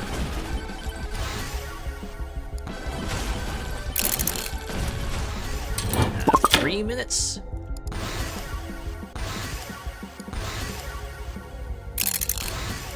These suck toes are fun. Because it does a Vampire Survivors thing where if there's like enough experience on the field, they'll just like give you everything all at once. You can just like level yourself up really rapidly. There we go. The Swarm! And then we have the bosses at 2. That's usually like the rule of thumb for me, right? Once I defeat the bosses at 2 minutes, then I probably want to try to find the portal, or at least get close to it, because you know, you'll definitely want all the time you need to take the boss on. I guess it can be like a DPS check in that regard, right? If you have a hard time defeating the earlier bosses, then yeah, those later enemy bosses will probably give you more trouble, right?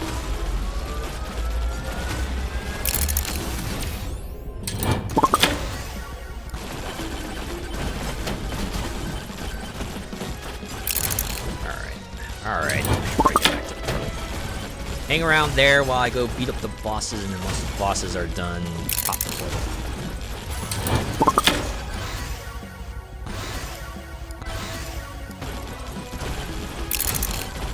Don't worry about the other shrine. It's just a jar.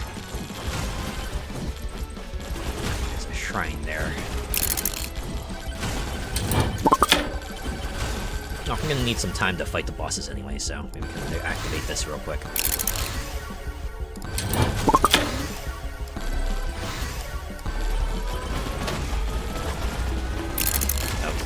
guys have a lot of health. Uh-oh. And there's only 2 of them, so... maybe I can... go... I can beat the boss for now. I'll certainly need some time to work on those guys too, right? Let's do it. Oh man. The other bosses are going down pretty quickly. I think I might have a chance, even though Chad Bark has about 3.5 times the HP of the golems. It shouldn't be too bad if I spend the next 2 minutes kind of kiting them. It should be fine, right? It's got to dodge all the branches and all the rocks. Boy, howdy! I've found myself between a rock and hard place. But hey, wood should be pretty easy to cut down, and have a lot of axes. I can chip them. I can chip them pretty easily, you know. Some of these bosses got stuck in trees. There we go. Golem's done. That's all about the Chad Barks. 1 minute. 1 minute to take them out. And I do have like a minute plus, you know, considering the final swarm doesn't really get too bad until minute 2, or past minute 1. Yeah.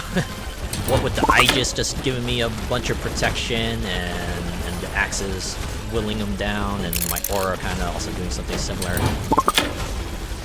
Not to mention all the health drain that I got. I can stave it off for a bit. Boy. I wonder if this build will be able to take me all the way, though. I guess that's the thing. Final boss is especially tricky. If I can reach him, let's see. Alright, pretty close. Yeah, I think we got this, right? I think we got this. We'll be able to defeat them, and then we can just peace out after the final minute. Whew! Okay. Probably... oh god. Really had to do the level up blitz when I find myself in a corner, and the camera in the corner too.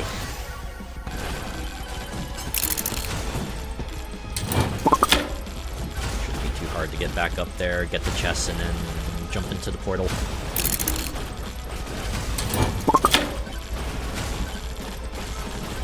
Now I'm starting to feel the pain of this guy's really slow walk speed. It's fine. It's fine. You'll be fine. We'll make it. Who's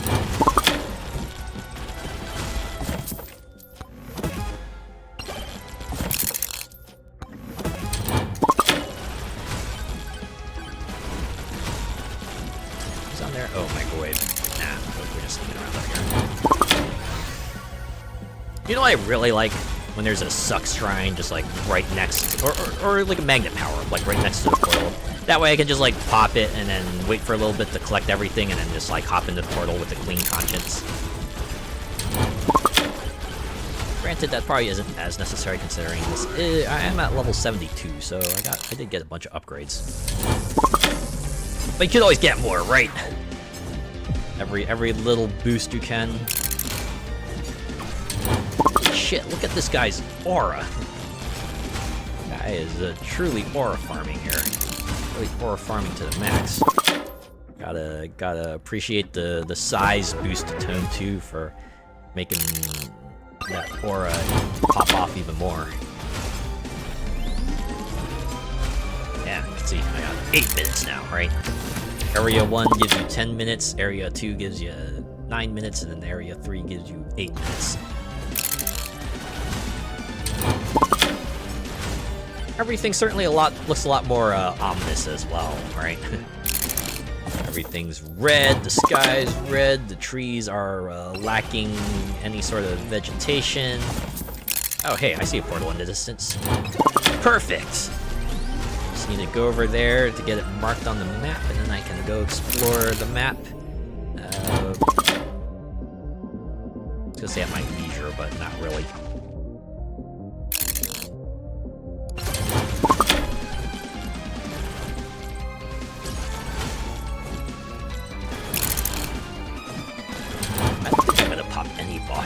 this time.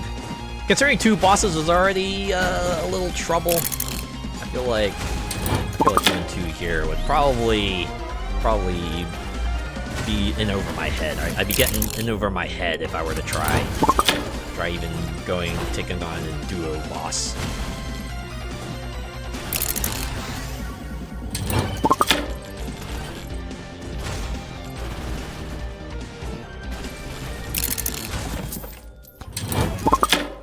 Okay, is the portal not marked on the map yet? How close do I have to get? That close. Alright, we're good. Now I'll know where the portal is. You know, that would have been awkward. Imagine, like, me not marking the portal on the map and then, like, 5 minutes later, okay. Time to go back to the portal. Oh god, where's the portal?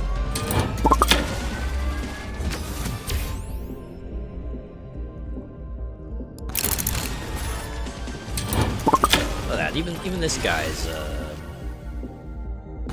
quite the work. Quite durable, right? Even though we're just like hitting him with all the blood magic, destroying all the axes.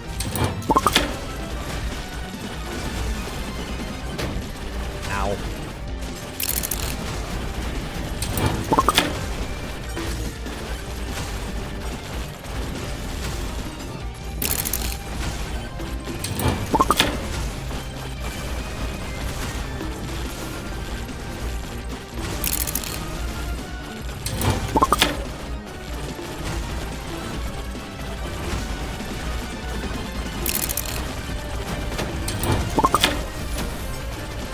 There we go. This is definitely a case of no touchy the boss shrine. Already got a significant number of upgrades. The potential for 1 additional upgrade is probably not worth the risk.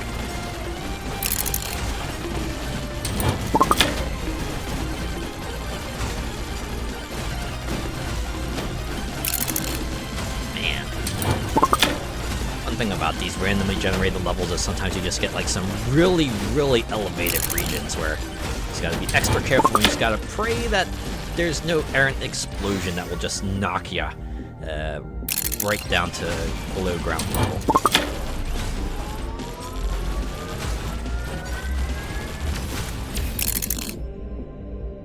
You know who's trying to keep kids above ground level? Gamers Outreach, right?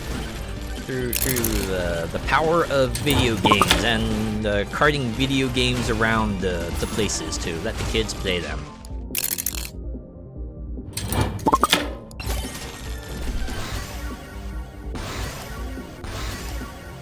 Oh, I guess we've hit that point, huh?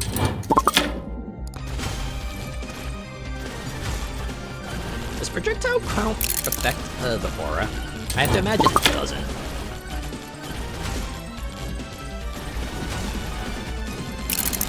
It is interesting how, like, certain stats will affect certain items in certain ways. Oh man, all of these are kind of amazing. I'm gonna try to get Chonk Plate, though. Overheal by 75% and get additional lifesteal. That effectively gives me, like, a ton more HP. Probably means I can't pop open any chests anymore. But that's fine. So we have 4 minutes remaining. I'll probably have enough time to just maybe go back to that guy. Oh wait, no, I think I got the money now. Okay. Well, since we're already here, I guess I can try to activate these shrines. Oh god. Around 3 minutes.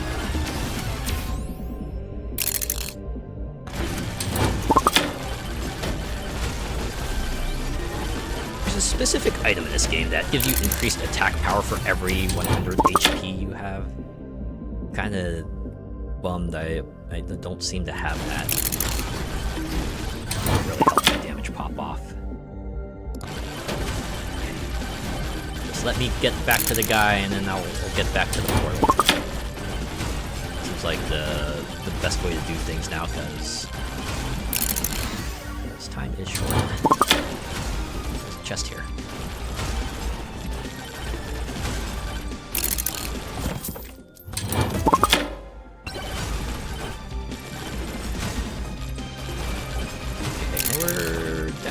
This way. Oh my god, look at that stone golem. 1.7 million HP. That being said, we already whittled them down to 1 point... Oh, they had 1.8.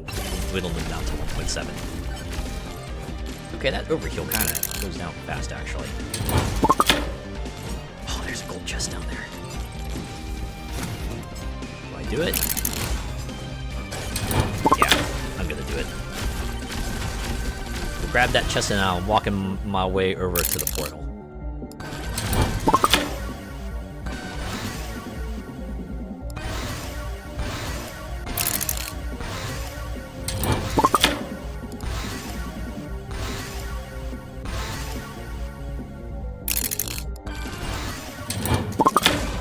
That was a lot of level ups. Oh yeah. I do want to say that the portal in this one works slightly differently in that the portal does not have a boss for you to fight. You kind of just go through the portal, right? And that's because they have a boss on the other side of the portal that you actually fight and serves as the boss fight for this tier.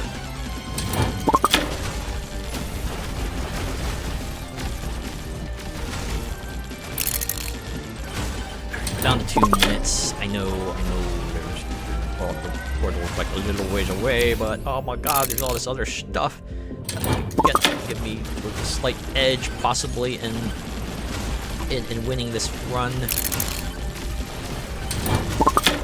Okay, I'll get the chests, I'll get the Moai, and then there's a battle shrine here too. Okay, get that. Get these chests. Well, how did I just like insta defeat that crowd?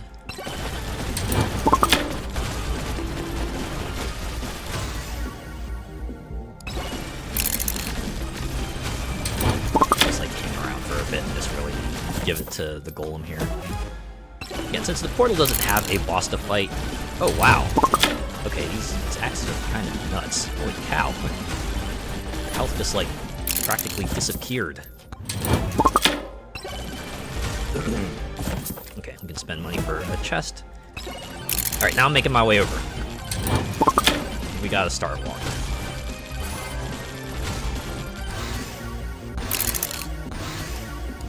Is a little bit of ways away. Ah, there's another Moai though. Okay, we can probably get that Moai. Should be fine.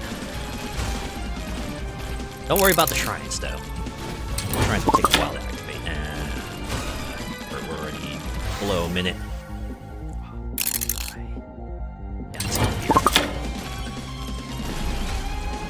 Anyway, it's should be fine, right? Get yourselves a little extra boost. Yeah, extra jumps. That actually will come in handy. You'll see. Okay. Why not boost the lifesteal since we do have the overheal. All right. Like here, look at that. All those extra jumps. Let me cross that gap. Easy. Alrighty.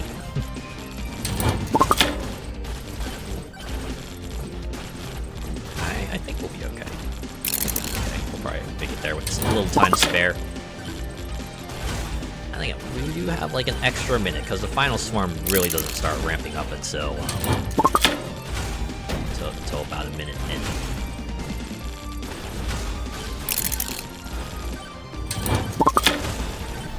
Should probably have enough time to pop this shrine, maybe get one more level, and then maybe we can just... Ooh, attack speed. Sure, yeah, let's get that.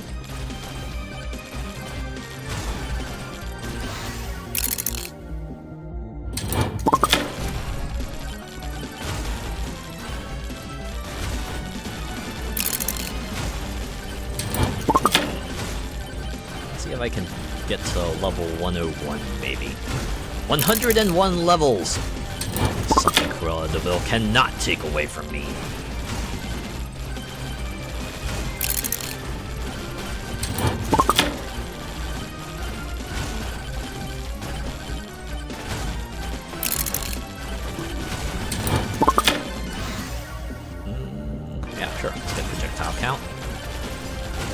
Okay, yeah, I don't think another bubble will probably matter too much, so let's just get in the portal.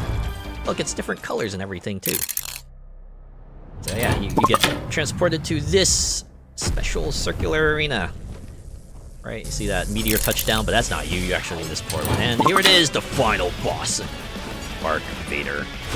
Right, just in case you were wondering about the tone of this game, it's still that tone, but yeah. The gimmick of this boss, they take your items, or they take your weapons. So you're kind of just left with the base weapon, the one you start with, so hopefully you've powered that up to an extent. When I read, this boss used to be like a lot worse. It would take your weapons permanently, right? So you'd only be able to fight them with your initial weapon, so kind of just like screws over anyone who wanted to, say, pick up a side weapon and power that one up, right? But they changed the way this boss works, so with every phase that you manage to defeat, you'll get one of your weapons back, so it'll help speed things up a little bit, but there's additional wrinkles to this fight that you'll see soon that will make sure that, you know, this will still be a bit of a challenge. This isn't so bad, you know? It's just like a bigger version of like the giant tree enemies that we were fighting before, right? They got the same attacks and everything. You just got to avoid the big red circles and it'll probably be alright, right?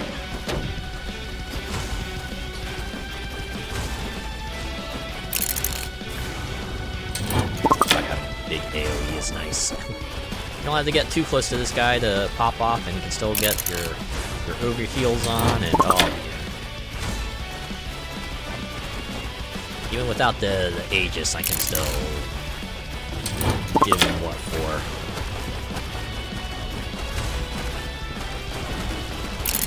Yeah, okay. Here's the other wrinkle, right? After hitting certain HP thresholds, Dark Vader will become invincible. And now you have to run around the arena to activate these shrines. Right, you activate them similarly to how you would activate shrines on the field. Just circle around them enough and then fill up the meter. Problem is that this can get especially tricky depending on like how many bosses are on the field and how many attacks they're throwing at you. Right, and sometimes you just get overpowered, right? Because you have to be in one place, and, you know, normally staying in place is a death sentence, but you have to stay in place in order to activate the shrines, but then the boss gets too close to you, and you just get womboed, and then you run out of health, and then, you dead. But yeah, that's the loop of the game, right? That's usually what a Tier 3 run entails.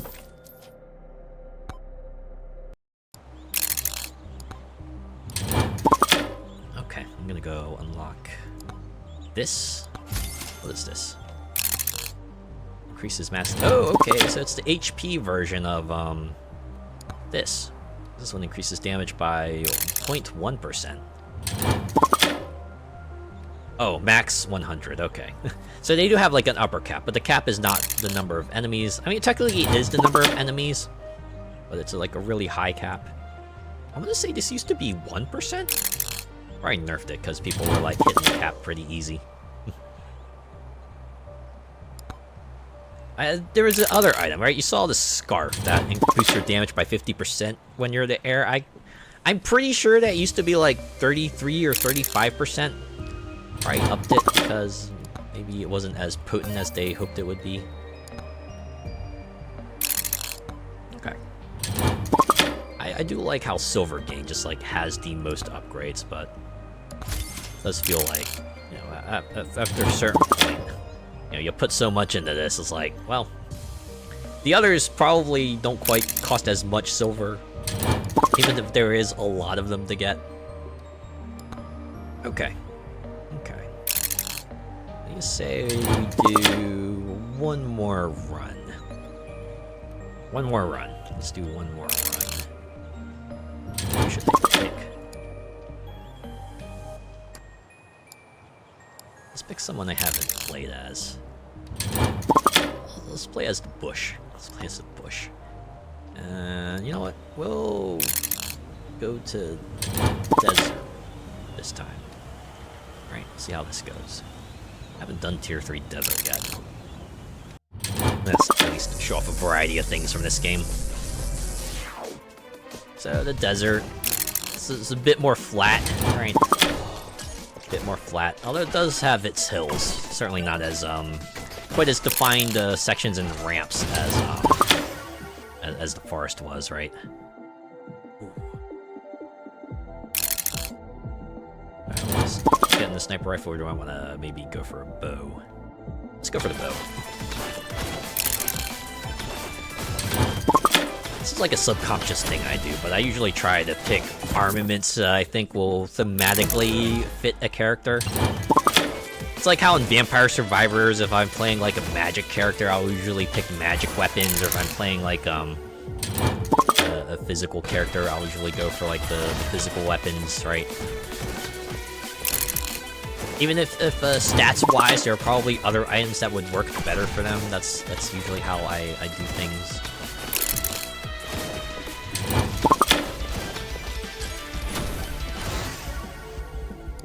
The one thing I noticed that was interesting about Megabonk is, right, like most games in this vein usually have sort of like persistent stat upgrades, right? The shop will usually include, like, say, you know, increase attack power by X%, increase HP by X, and this game really doesn't have that, right? The only sort of numerical increase you have is like silver gain, right? Everything else is like functional upgrades or like sort of quantity upgrades, like the re-rolls, banishes, and skips. Nothing wrong with that, of course, right? Everyone has a different approach to how they want their game to be, and this is what Megabonk picked. And to be honest, it's still very workable, right? like innate boost would probably be nice, but I honestly feel like it wouldn't do that much for you, especially not as much as, say, picking up like the right combo of weapons and items on the field, or you know, just getting lucky with the right enchantments. Oh, hey, look, there's a boss boy. Perfect. You'll also see there's tumbleweeds, so like, just rolling around the desert, right? Appropriate, you know, because it's a desert and everything. The fun thing about those tumbleweeds is that if you manage to get close enough to one of them, you can break them open. The other fun thing about those tumbleweeds is that there's also a small chance that you might get a weapon. At least in the first two areas, I believe, right? In Area 1, each tumbleweed has a probability to unlock a katana for you, and in Area 2 has a probability to drop a shotgun. Yeah, you know? Don't you hate it when you're just like walking down the street and you see a tumbleweed and you break it open and there's just like a whole ass shotgun in there? Or a katana? Or maybe that's something you'd like, actually. I don't know. I won't judge. Or like, what if they had like a katana that, or a shotgun that shot katanas? Or I don't know. I guess if it were like Mass Effect universe, there would be a shotgun called katana. I always liked that about Mass Effect. The fact that they named all the shotguns after a variety of melee weapons. It just feels appropriate, right? Because that's what video game shotguns do. They're all about like you know, hitting your enemy at close range and stuff, right?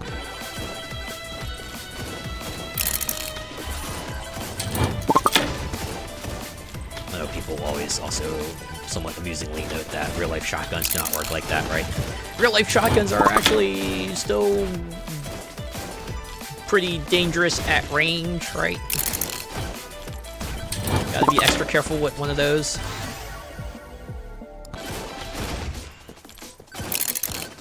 Sand golem. Kinda looks like a rock monster, except like it's a bit more sand themed.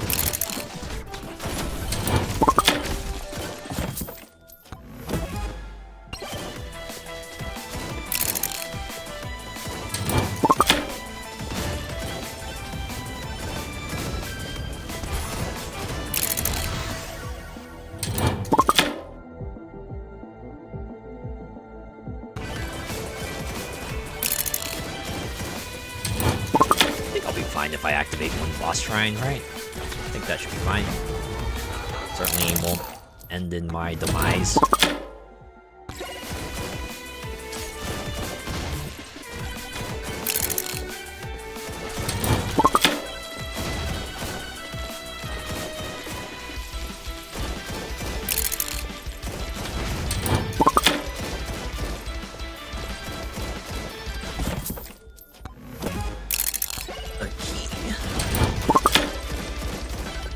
I feel like that's always a double-edged sword. It's nice when the key pops off and you get the chest for free, but you kind of need the money to buy the chest to begin with. So when it doesn't pop off, you're like, aww.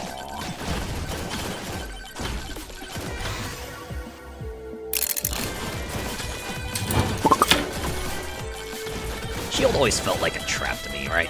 Considering like how late game enemies can deal oodles of damage to you, right? A recharging health bar sounds like a pretty good deal, but given like just how much damage later game enemies can deal to you, and yeah, the fact that shield increases usually aren't that much. You really have to kind of put a lot in the shield, right?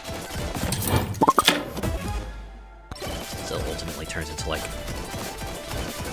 a push-pull kind of game, right? To that extent, you could also invest in health increases and life drain, and they'll probably carry pretty far as well.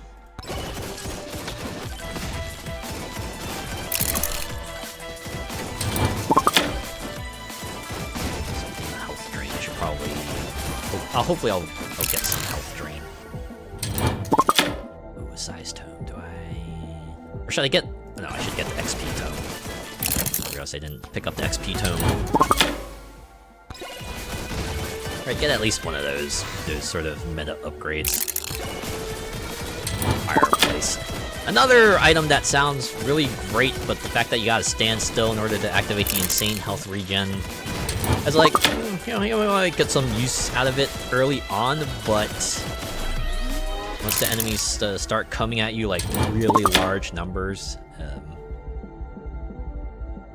might not end up seeing that much use. I'm just gonna get a jump, right? There's not as much reason for me to get a jump here. Maybe it'll come in handy, right? It'll let me like at least get some horizontal distance if nothing else.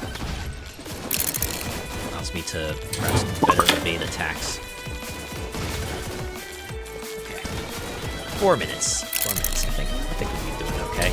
We should probably have some time to be able to circle around the desert, maybe explore the middle a little bit, and then go fight the boss. See if we can hit the higher tiers. Am I equipped to take on 3 at once? I think so. I think I can do that. I think I'll be okay. Famous last words? I hope not.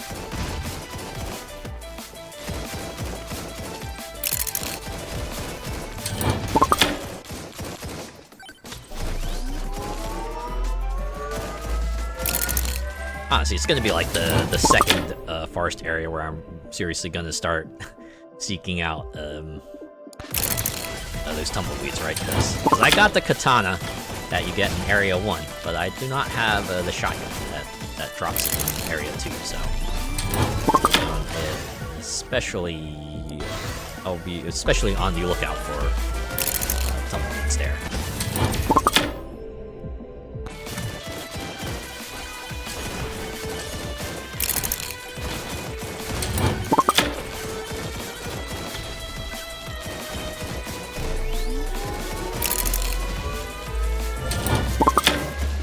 Another swarm incoming. Well, we do have 3 minutes left. Move speed. Of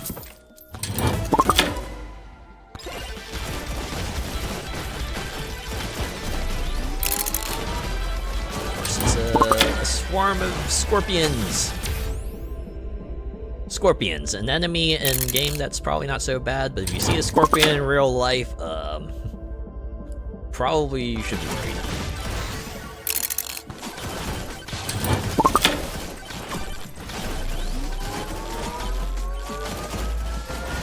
Speed booster thing there. Okay. I know I said that shield is sometimes disadvantageous, but I feel like getting at least one instance of shield will at least help you, because the thing about shields in this game is that they will completely nullify a hit, right? All the damage will go to shield first. It's not like any remaining damage will go to your health or anything like that, so I think at least having like a little bit of shield can come in handy for protecting yourself.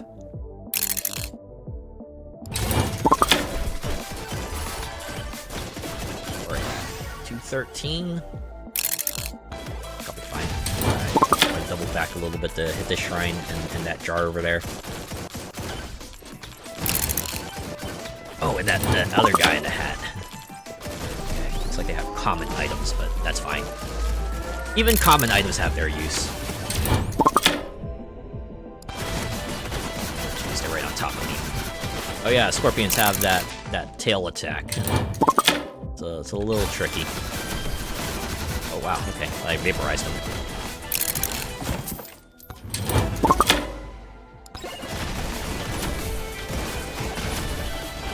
You know, it would be pretty neat. That would be pretty cool if this game had multiplayer. Imagine like just 4 people kind of just cavorting through the battlefield, bonking enemies and getting loot. Actually, pretty effective divide and conquer too, I would think, right?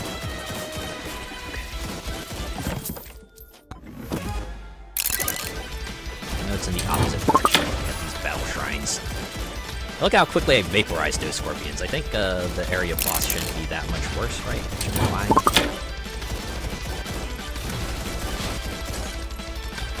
I say while I sweat nervously.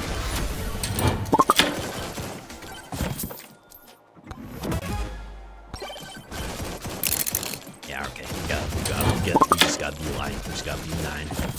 Right, maybe have that activate things along the way, stop a little bit so I can tear down the enemies and take the chests, but otherwise I gotta go. I gotta go.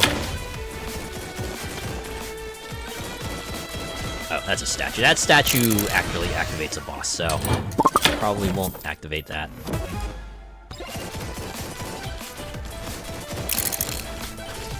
God, we are below a minute. I have no time.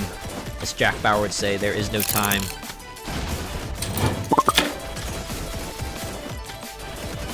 Just gotta hoof it.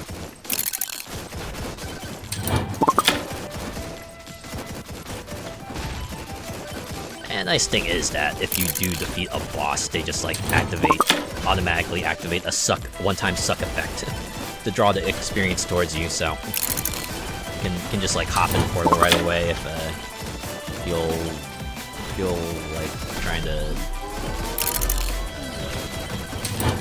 extract as much experience as you can from this area.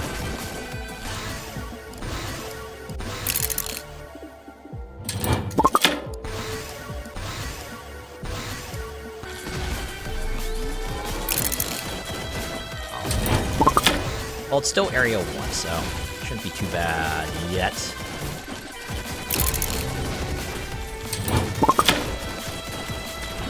These nudices, though. Yeah, you can see right away, right? This is why they're a little bit trickier. The blue lasers are already annoying enough, but that red laser is where it can get really bad, because those lasers will lock onto you, and they hurt a lot, so if you can't like quickly put something between you and the boss, you might very well be toast.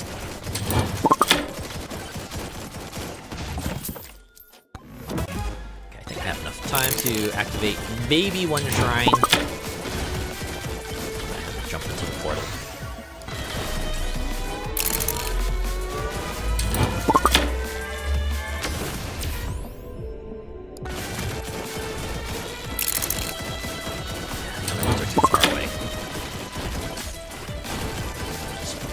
Jar. Oh, hey, look, a chest. It was worth sticking around. We're up to the minute. We got the harder ghosts coming after me. We're out of here. Next area. Into the Twilight Desert. Dry and crusty. Reminds me of last night. I just realized what that meant. Okay. I do have to remember. This is for the kids. God,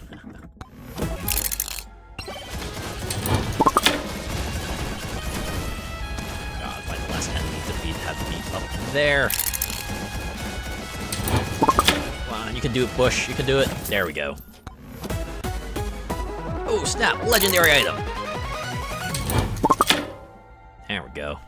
Extra damage, basically. Have a chance to summon lightning. Also, lightning can stun enemies, so...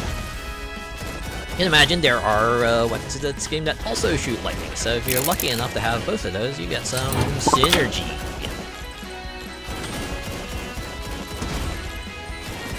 There's this other game that came out recently called Dispatch, which is like an adventure game in the vein of like the old Telltale adventure games, which I guess makes sense considering like the people who developed this were some ex-Telltale employees. But from what I read, it's like actually a pretty decent game.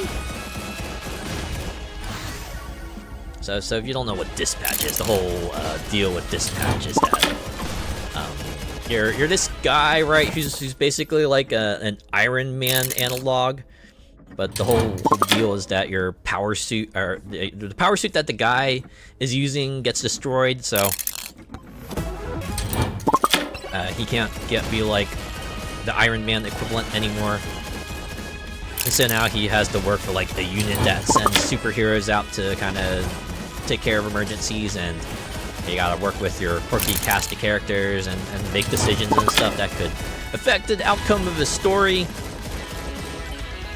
It also has an episodic release, although unlike the Telltale games, the episodes are actually coming out pretty quickly. Like, I think, what, 2 episodes are available now? And then each week we'll just have another 2 episodes come out, and they'll have a total of 8, so... The story will actually be pretty quick.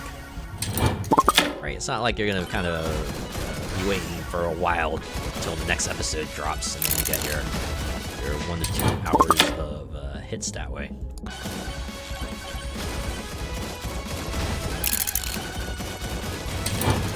It's kind of weird, right?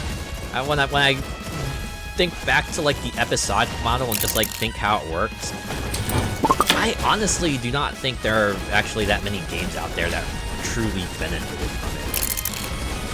Like, most of Telltale stuff was just fine, but... And adventure games, I think, are probably one of the better models for it, but... Outside of that... Honestly, I can only think, like, Hitman 2016 probably got, like, a fantastic benefit out of it.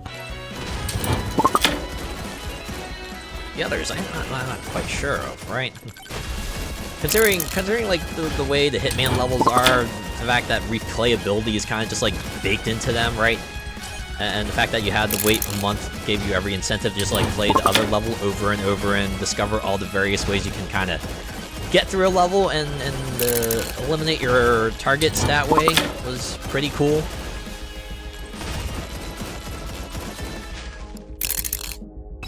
Does anyone remember Sonic the Hedgehog 4?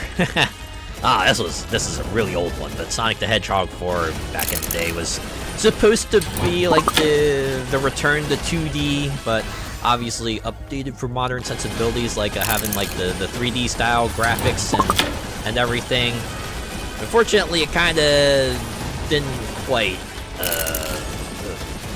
follow through all the way, shall we say. Like, people were saying the physics were all weird, right? The speed felt kind of weird. It didn't quite feel like the classic era of Sonic that you would be hoping for, right? That a Sonic the Hedgehog 4 name would entail. And the other thing about that game was that it was they had episodes in the title too, right? So they had like Sonic the Hedgehog 4 Episode 1, Sonic the Hedgehog 4 Episode 2, and you know, episodes would have like 4 levels that you could go through, and the story would build out that way, and the whole thing about Sonic the Hedgehog 4 was that they only ever had 2 episodes, so if there was ever meant to be a conclusion to that, well, it's unlikely we'll see it now. Right? Unless they want to just like shock the world and give us Sonic the Hedgehog 4 Episode 3, but honestly. There was another interview that came out recently, I think, where someone was asking, hey, are you guys like ever planning on remaking, say, Sonic Adventure 1? I think the person who was being interviewed said, we'd rather use that time to make a new game, you know? I understand that mentality, right? It does take some effort to remake an old game and remake it for modern sensibilities, and you consider like how jank Sonic Adventure 1 probably is now. Probably a lot of work they would have to do to you know, make it feel good, and then they still gotta make it feel like Sonic Adventure, you know? I mean, as fun as it would be to see the current Sonic voice cast talk out the cutscenes from Sonic Adventure 1, if Sonic Team would rather do a new Sonic game, I say cool, right? I look forward to see what they got next. I wonder what they will do. Will it be like year 2 of Sonic Racing Cross Worlds, or will we see a new Sonic title? Or maybe both.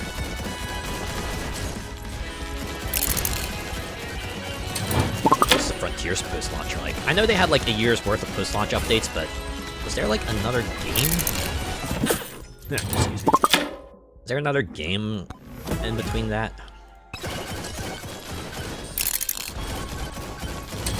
Okay, what do you have? Ooh, the big bonk. It's 3,000 coins though. Alright. Hopefully I'll find enough jars to break open, or maybe there will be a coin power-up that will be generous enough to drop for me.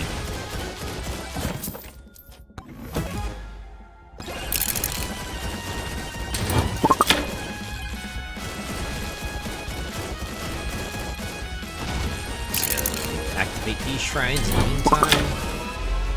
Oh yeah, there's a boss portal there too. Ah, maybe I can leave that. Shrine left. Although if I'm fighting bosses, I probably don't want to stand them in one place, so maybe I should activate it anyway. I saw 2,000 bucks there.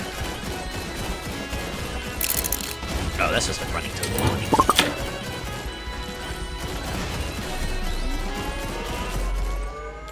Gotta keep an eye out for more jars.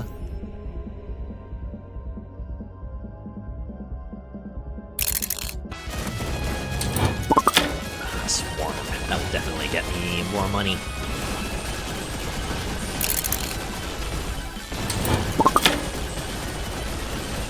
I think the tumbleweeds might actually have just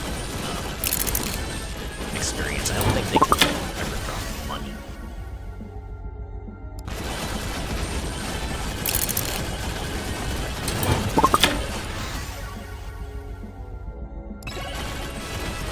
But yeah, there's also tornadoes. Tornadoes will launch you into the air, and you're still subject to fall damage, so be careful.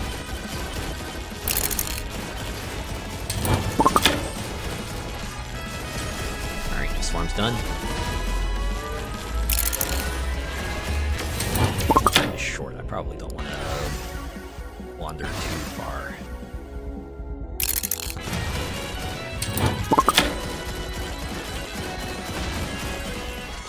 Jars here, though. Really one of them will give me a bunch of money and not experience.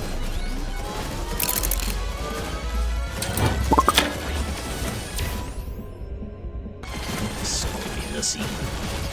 Just in case you forgot what the tone of this game was. Which were those items again? I felt like they weren't that cheap, really.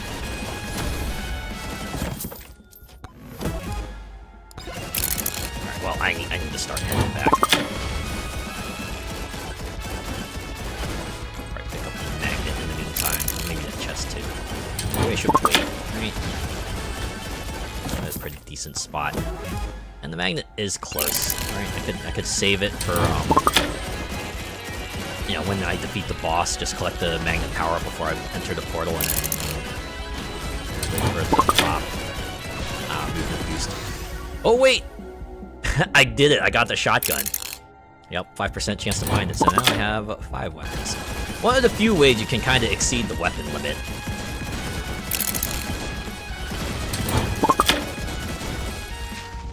There we go, yep. Enough money to get Megabonk!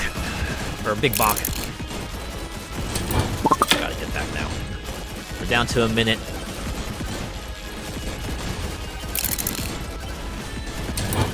The thing is, I don't know if the weapons continue appearing after you unlock them, because there's another weapon in the first area, the banana ring, that you can, well, you initially are able to find on the field, but it seems like once you collect it, you can't find it anymore. So I'm just like curious if I can still find a katana or a shotgun after the fact. All right, the fact that you just get like a whole extra weapon that you can have like past your limits is pretty wild to begin with.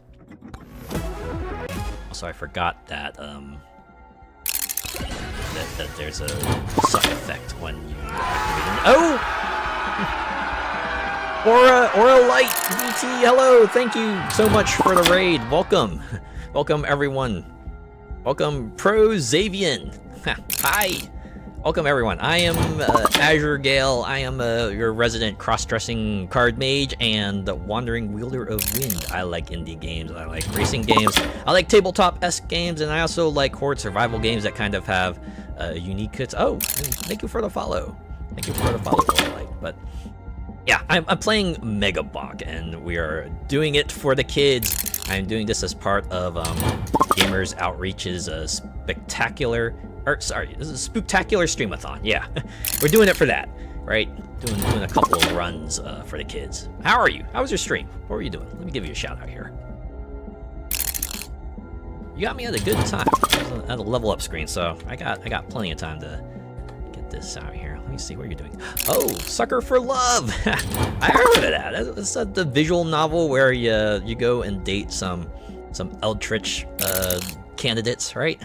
Try to romance them. Seems like a pretty amusing premise. How was it? What was your outcome? Or how far did you get?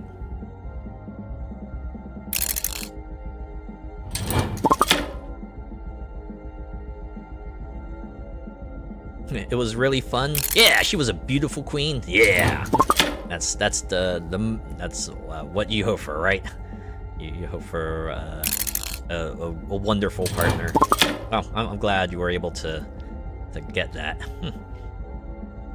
Finished up to chapter 2. You'll be playing some more tomorrow. Nice. Yeah.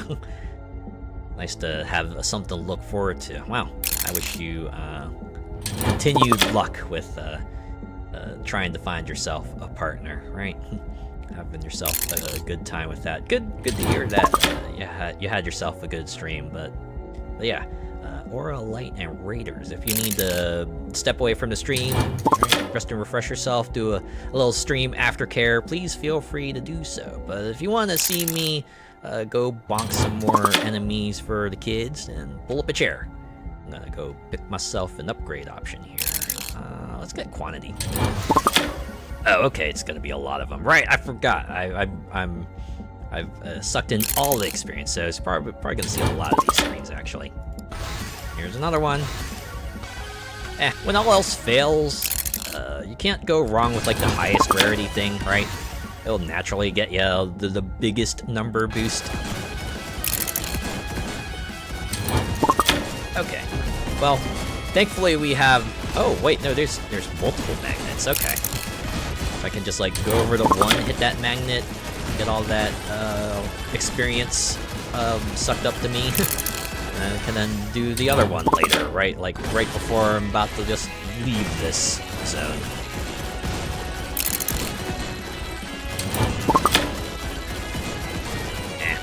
The fact that I only have a minute before these things start getting real serious probably means that I should probably just hang around near the portal, right? Thing about this game, a nice, okay thing is that, you know, once you hit the time limit, it's not automatically over. You hit what they call a final swarm, which is when they just start sending these really fast ghosts at you. And for the first minute, they're not too bad. If you got a good build, you can usually fend them off. But after that, they start throwing like these stronger ghosts at you, and they just like escalate in strength. They'll take a lot more to just take out. They'll be faster. They'll be stronger. So usually, you know, you can hang around right for a bit, try to get a little boost here and there, but you know, obviously at some point you just want to like hop through the portal and get to the next area. Alright, not so bad for now, but I'd rather not reach the point where they start just knocking me around this entire zone, right? And I can't reach the portal at all, because they can totally do that, right? If you let them, they will totally just hit you around like a pinball, so... Oh boy. This place is, this place has got quite the terrain. Certainly much trickier to navigate.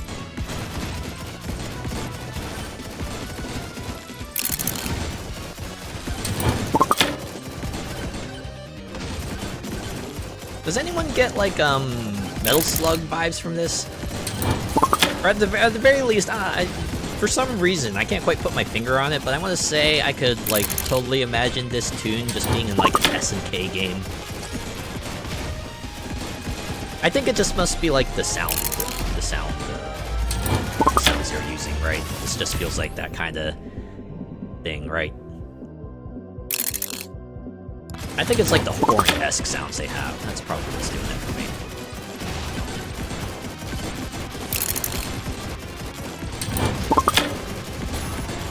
Okay, my stuff's swirling around me. It's usually not a good sign.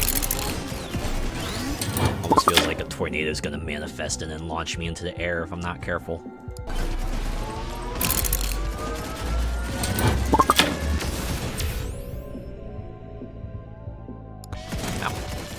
I'll give them credit.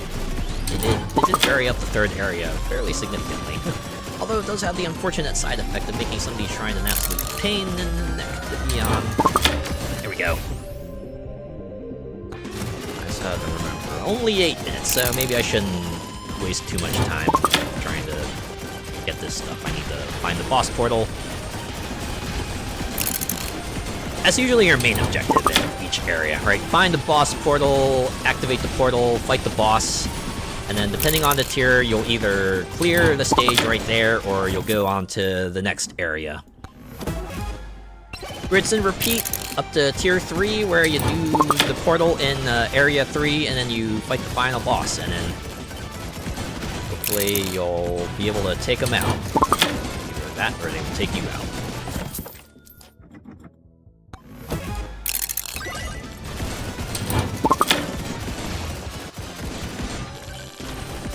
That being said, I've never fought the final boss of the desert area before. I wonder what they're like. Hopefully they don't have like some sort of annoying gimmick, like just stealing all your weapons to start.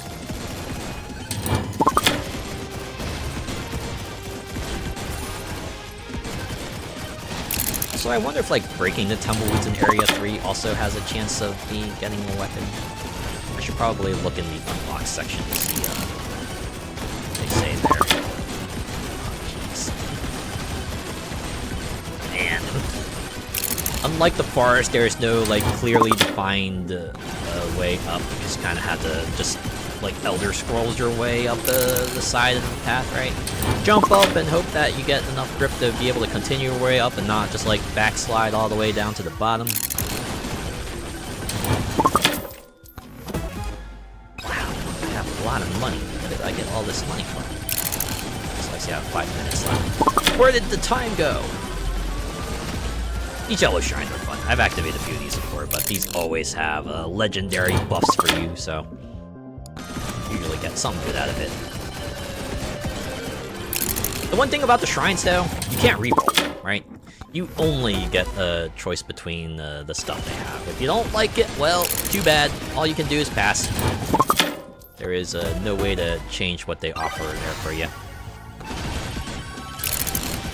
Considering how many of those shrines there are, though, and the fact that you can reroll a lot of other things, it's not that bad.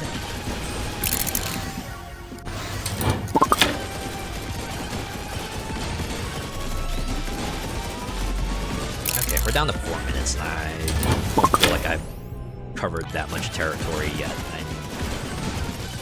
There's so many shrines, though, right? So many shrines, and then there's this sandstorm, too. Jeez, the sandstorm in this hilly territory. That's probably a bit more dangerous than usual.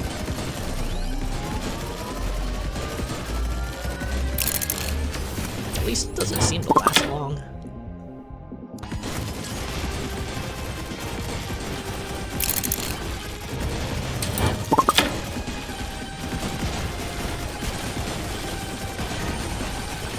Still have 4 minutes. That's still a good amount of time. As long as I do not waddle, I should be okay.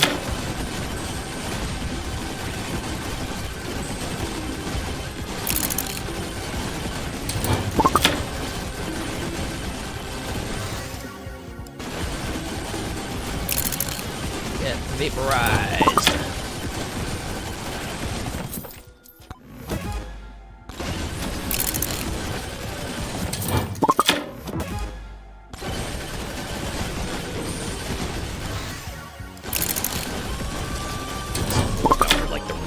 Up. Okay, that one's on the slant. I'm not gonna bother with that. Just go. Right, gotta know when to walk away.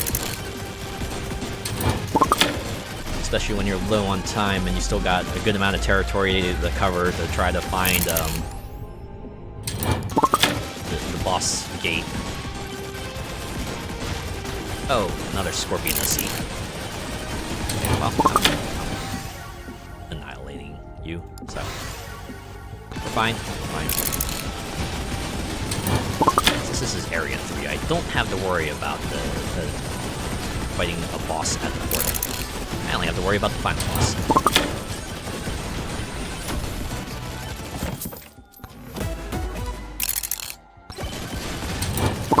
What is the final boss's other mechanic gonna be? Right, like how Bark Vader had the shrines that just show up. What sort of thing did this boss employ?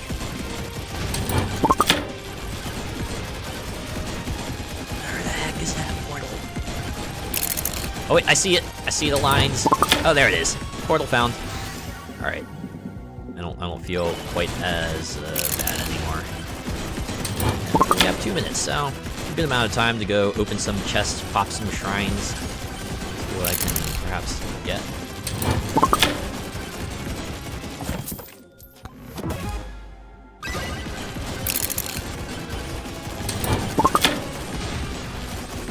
Moai over there. Let's get to that.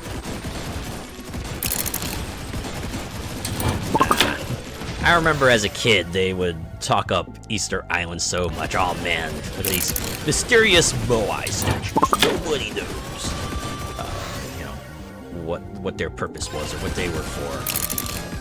So many TV series like tried to theorize about it, right? I remember an old episode of like Johnny Quest that kind of took place there. Of course, they attributed to that. In that case, there was like aliens and stuff. Of course, it's been a lot of time since then. I wonder if they've actually made some progress towards that, or otherwise.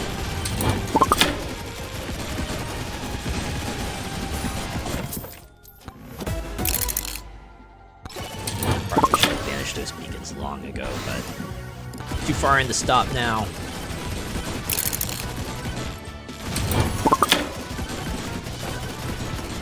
Still have a minute. I think I'll be fine. Ah, there we go.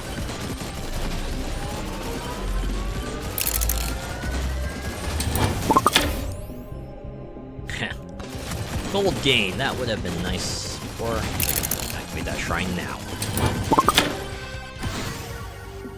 probably won't be like that much extra experience that I can draw benefit from.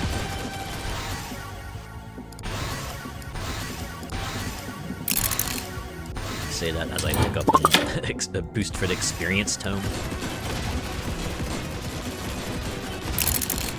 Actually, we're about to hit the time limit. I need to make my way back. What is that? Oh no, no, that's the heal field. Healing field from the one item I picked up. It's fine.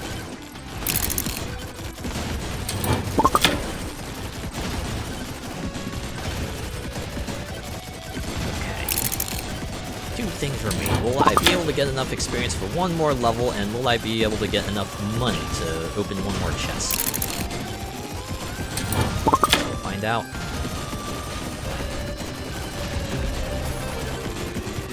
Well, I got the chest at least. Do I have enough time to walk over to that shrine and then credit card is the very last item I'll probably pick up.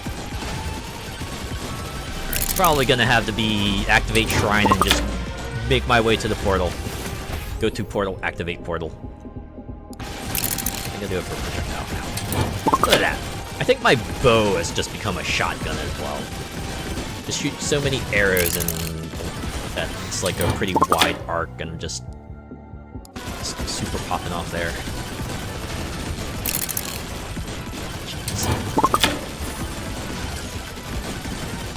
Okay, no, should be fine. Should be fine. I should be able to get there with some time to spare. And if only I could get a magnet power up. Oh, a chest. It's close enough. I can grab that. 10 seconds, but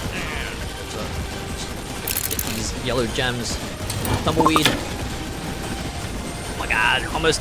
There we go, 85. Ooh, damage tome. That was a legendary boost too. Alright, we're doing it. Final boss. Ooh, this is gonna be my first time facing off against this one. Oh, it's a similarly shaped arena. I really hope they have different mechanics. Wait. Judge Anubis? Is that what that is? Judge Anubis? Alright. It's got the same attacks. I should probably... Oh, yeah. Oh god. I need to find... I need to make sure I at least have some way to put something between me and them. Oh. Good thing I have that, Oh my god. Really? The exact same mechanics as Darth Vader?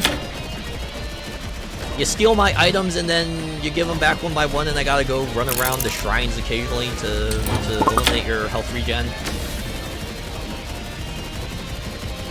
Okay, I don't have to admit. I'm like a little whelmed by this. I thought, I was hoping like maybe something would be different, you know? Have something else. Ah! Dang it. Forgot about those homing, those just like on you attacks. Oh, well, I got a shotgun. Let's unlock the shotgun. I can just unlock that here. I got the silver for it. Fire is a spread shot. Stronger at close range. Can be manually aimed. Complete that quest, and let's see if I can increase my silver gain. I'm 1 short. 1 more silver to increase my silver earned. Okay. Since we got a raid, maybe I'll do 1 more run. I'll do 1 more run. Actually gonna go back with... Yeah, okay. I know I said Tony McZoom was my favorite, but I'm fine with Calcuim. Calcuim can be cool. Alright, we'll try Desert. Try Tier 3 Desert. See how this goes. Calcuim's actually pretty speedy, so you can usually cover an entire level pretty well. Ooh, nice. Getting a credit card pretty early on. It'll scale up pretty nicely. So I'll definitely be opening a lot of chests.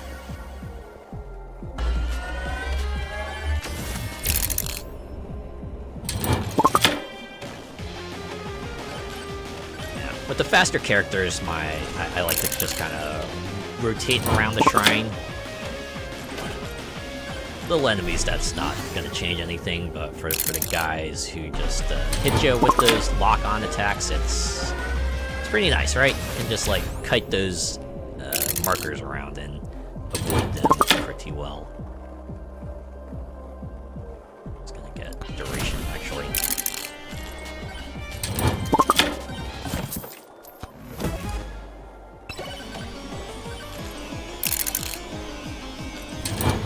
I do appreciate that this game just has a toggle. Once you get the toggle, you can just like really turn on and off items at your own leisure. I know other games kind of like to at least try to make you work with some things, which is why they maybe limit the number of banishes you can do. This game is just like, nah. We know some of them can be a drag, right? And diluting the pool with additional items can be a bummer too, right? So maybe if there's something out there that you're really, really not vibing with, yeah, you can just turn it off. No problem.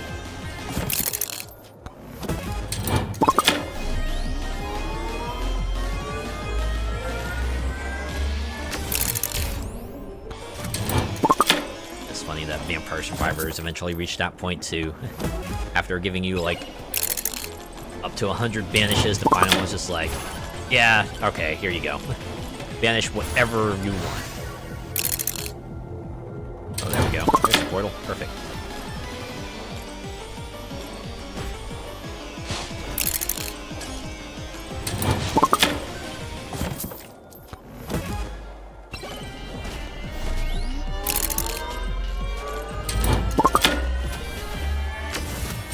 The thing about the shrine charge too is that it goes down quick, right? If you're not in the zone, it'll empty out to 0 really, really quickly. So you almost essentially have to do it in one go.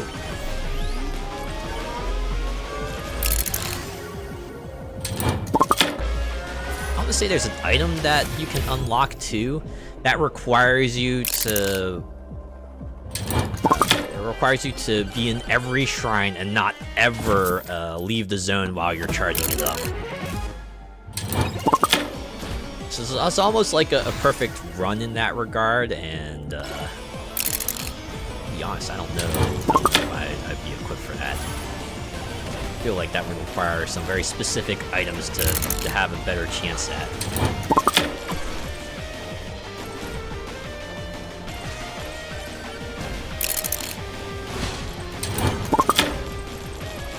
Sure is quite the contrast from Megachad and Bush, right? And maybe even Tony McZoom to an extent. The fact that you can kind of just zip around, you know.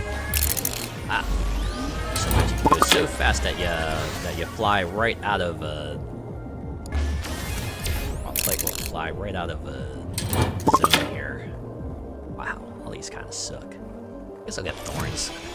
Off chance one of them hits me, I can hit them back.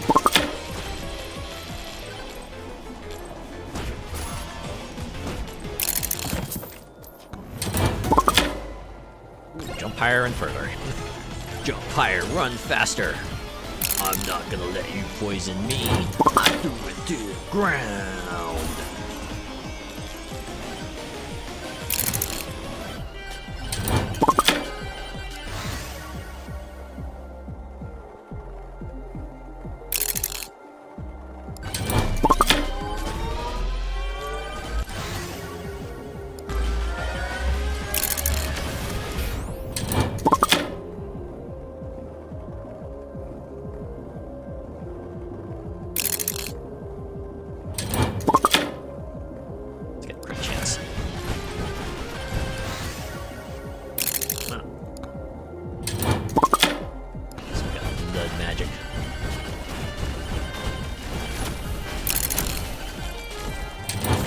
Calcium's whole passive is that the faster they go, the more damage they deal, so also kind of encourages sort of a circle strafe kind of strategy, right, for the big enemies, and just constantly being on the move, which is probably something you want to be doing in this game anyway, so cool. It's pretty cool.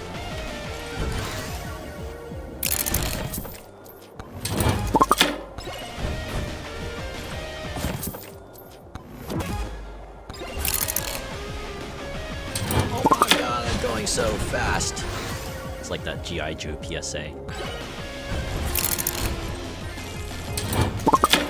Slip, they just fall over. Ah, frick!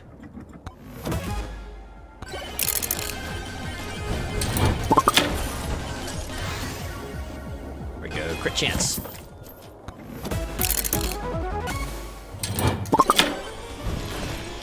I could have used that on like a number of other characters, but yeah. So we get the glove.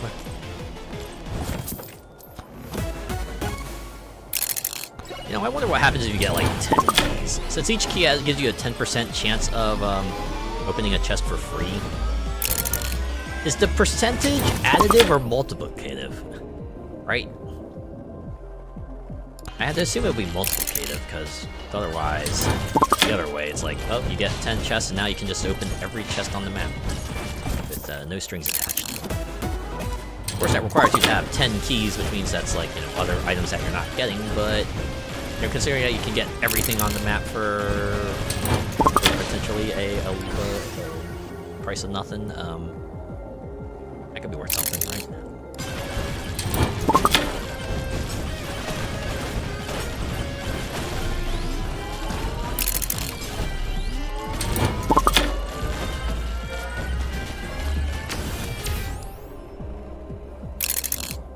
Yeah, at least we have space for one more tome. What's that tome gonna be? I don't know.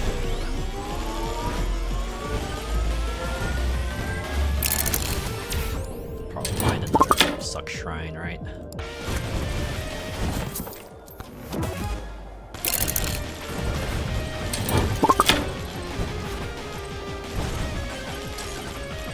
Just tumbleweed in time? Yes, I can.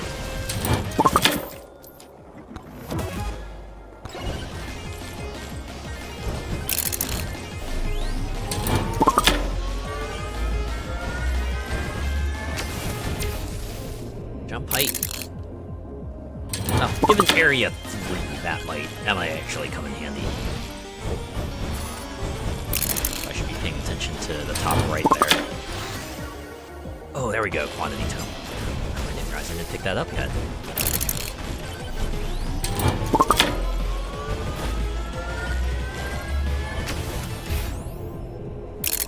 Cool, get attack speed.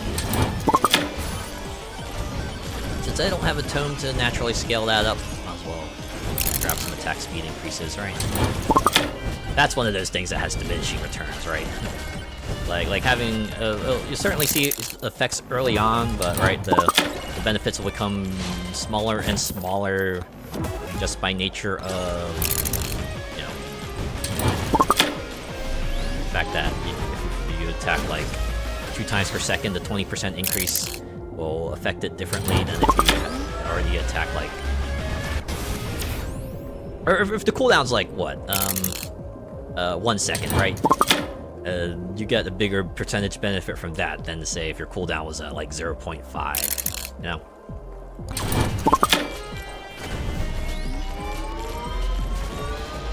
That's just like naturally diminishing returns. There's obviously no way they're gonna make that a minimum of 0. That would probably just end up making the game crash.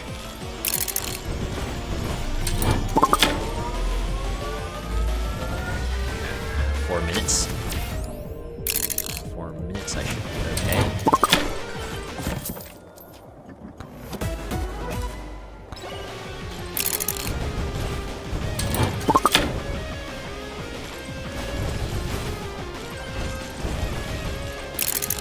Suck shrine. Pop that. Pop the Moai. Get the Malik Blade. Well, I don't have lifesteal, I can at least get a pseudo lifesteal. If I can bump up my crit rate, it'll be pretty close to that. What do you have? Sure, let's get that, the transfusion. I'm still not quite clear on what Bloodmark does. I'm not sure what stacks of Bloodmark do. But it's probably a good thing, right?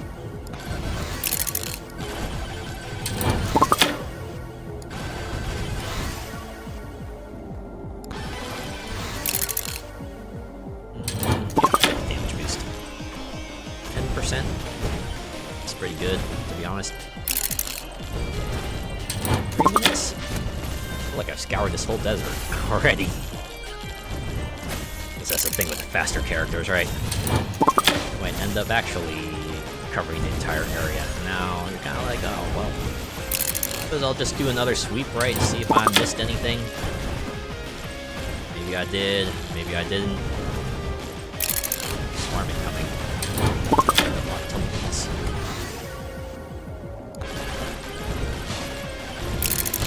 I'd really like to think that the weapons could still have a chance to drop even if you've unlocked them already. Considering, you know, just like being able to hold a weapon outside of your usual limits is kind of a big deal, right? It's not something that happens very often. It would be a nice thing to have. I can only imagine what it must be like for someone who manages to grab a katana in the first area and then gets a shotgun in the second area. You get like 1.5 times the amount of weapons that you normally would be able to get. Certainly not an insignificant number.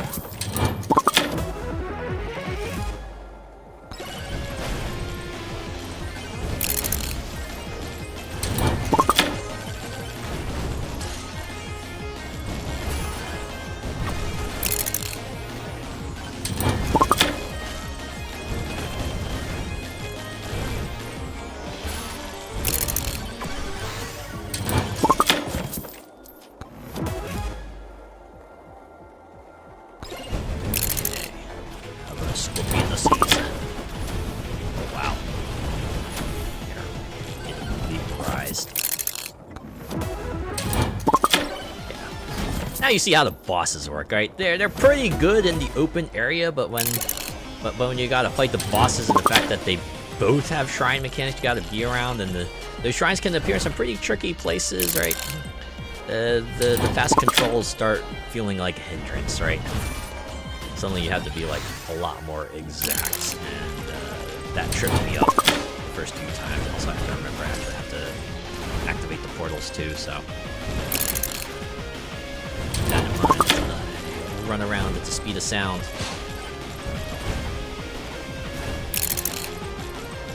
I think a 5% chance feels pretty high, but it's actually not that high. Still better than a gacha game drop rate, you know, those can like go to like 0.00 rates there. You know what should have a random chance? Getting well. No. And Gamers Outreach at least tries to help alleviate that a little bit with their go-karts, right? Allow kids to play the video games and bring them around so that a lot of kids can enjoy them. It's a good way to do things, I think.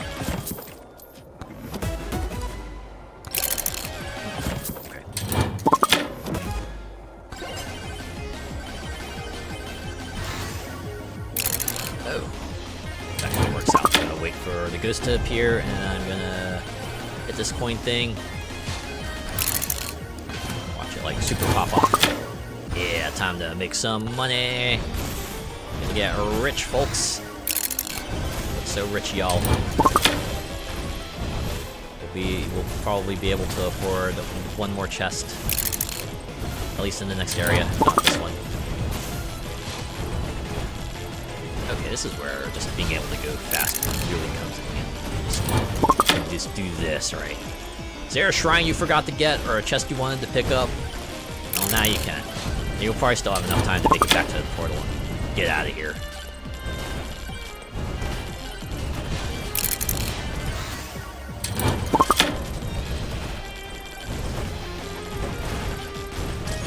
Alright, I should probably make my way there. I should probably activate that portal soon. First tumbleweed. Damn it. I just want a katana. Is that too much to ask for? Maybe I should ask that for Christmas. Just, dear Santa, I would like a katana. Santa would probably just reply, hey, aren't you like too old for this? Go buy your own katana.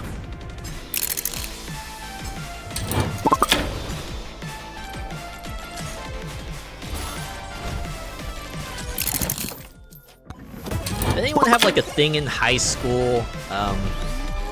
Oh wait, no. I just forgot. Okay, maybe we'll table that. Never mind. Forget I mentioned that.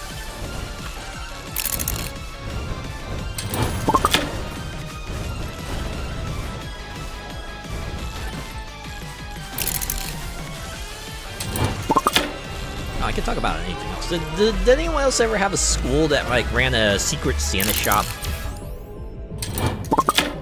Probably a slight bit of a misnomer, right? Because what it really was just like a sort of an in-school, like, temporary pop-up store where kids could just, like, go and spend their money to just buy, like, you know, small trinkets and stuff, and...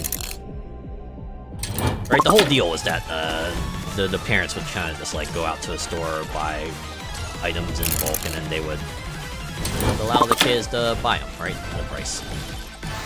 It's pretty fun. At the very least, a pretty convenient way, right? You didn't have to go all the way out to the store. You could just, like, wait for the Secret Santa shop at your school to pop open and you could buy stuff there. I certainly had a few years where I bought presents from there. Ooh. I just spent money on a chest. Well, at least you're close to the portal. Just have to remember to keep, like, 2,000 coins on hand. So that way when I come back here, I can just pick that up without worrying.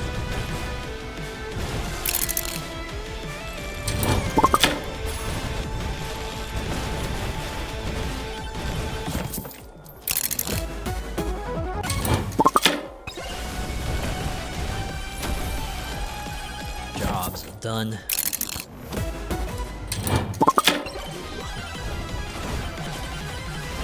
All the items in the game, the ones that you usually want to look for in any game really are the ones that can scale, right?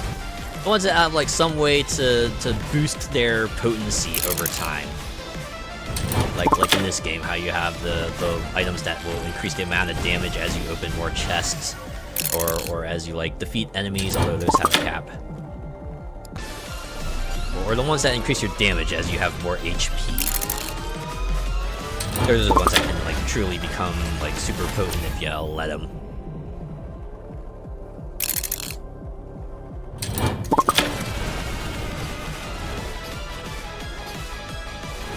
Alright, these bosses are still going down pretty quickly. I just have to boost down.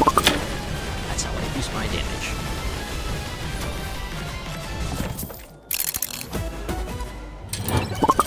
I cannot wait to see what the Anubra enemy is going to be like.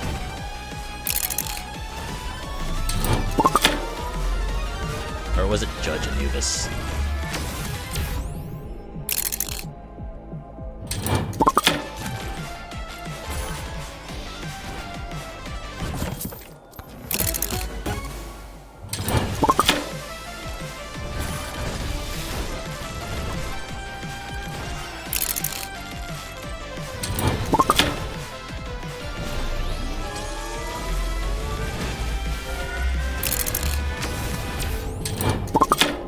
Speed or no, I'm getting jumps. Or I need jumps later, so.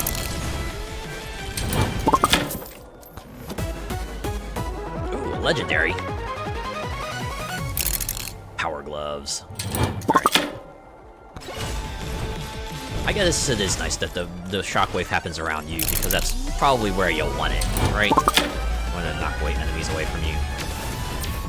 I could also see that being a hindrance for certain characters, especially the ones that, you know, are mostly about attacking in melee range. Oh, nuts. Oh, it's fine. We're supposed to have 5,000 points, so it's not the end of the world.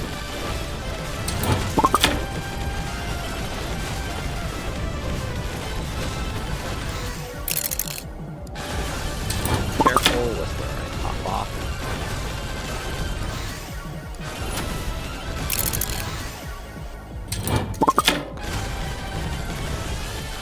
This chest. Make sure I got the red arrow on the screen. 5 minutes. We're still okay. We're still okay.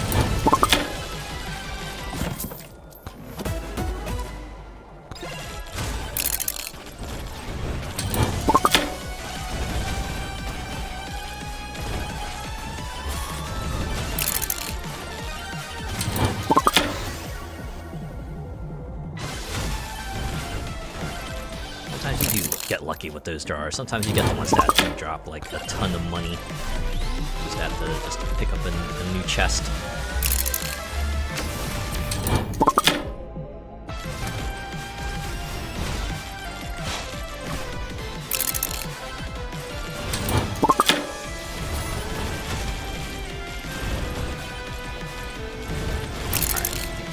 Go.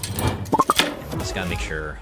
Should probably keep my money total at least at around 3,000.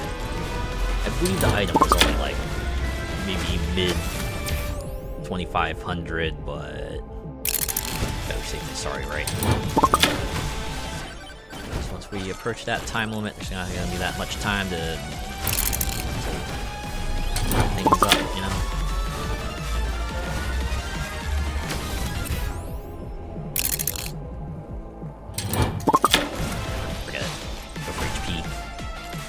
Just 20 HP. Chest. I can understand why they don't differentiate between the chests, right? Because if you could just like know at a glance which chests were like the free golden chest and which ones weren't, it would. That might be a bit much.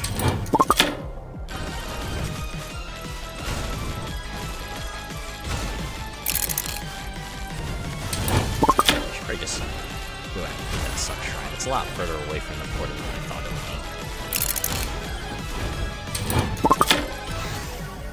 be. Might as well be able to reap the benefits of all the experience on the field while I can, right?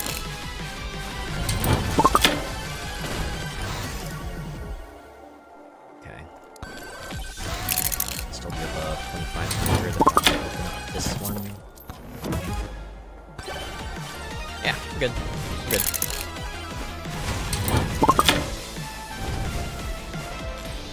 You were the one. Oh, it's 3,100. Okay, it's a good thing I went back here early. Confirm that. Oh boy, the sandstorm even covers up the arrow.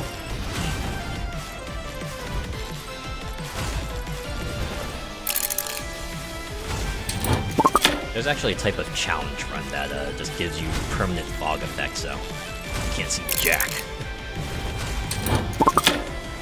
Or anything else, really.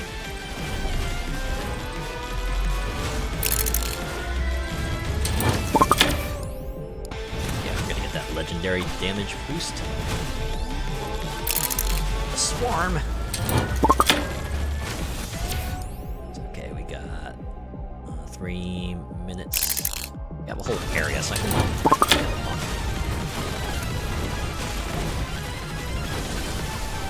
Hello, Wow. Ooh. Which one do I want to get? Legendary item or the common item? I think I'll go with the legendary. The fact that it's a good legendary is a bonus. Admittedly, if it were a bad legendary, I might have to have second thoughts.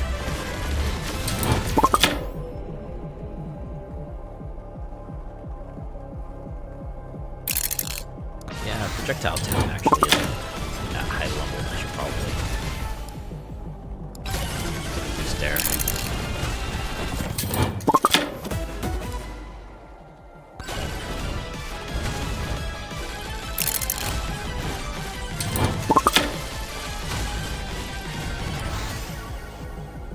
Ooh, big size boost. All right, I'll take it.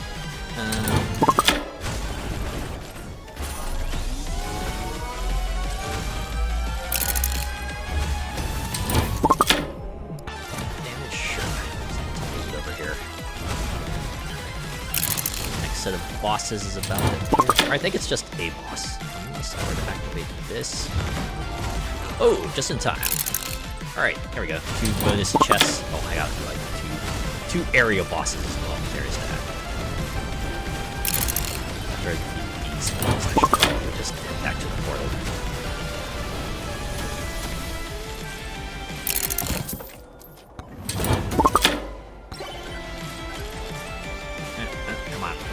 Got it. There we go.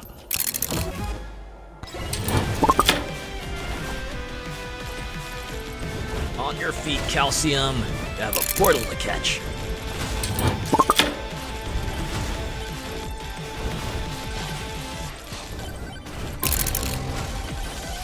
Okay, so area 2 2 bosses, Anubra. Final one is Judge Anubis.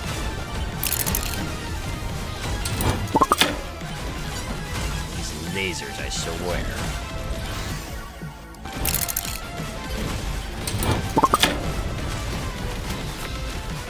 I see a red. Oh, there's a red laser. Not red laser. Yo, how fast that thing just like locks the fuck in on you.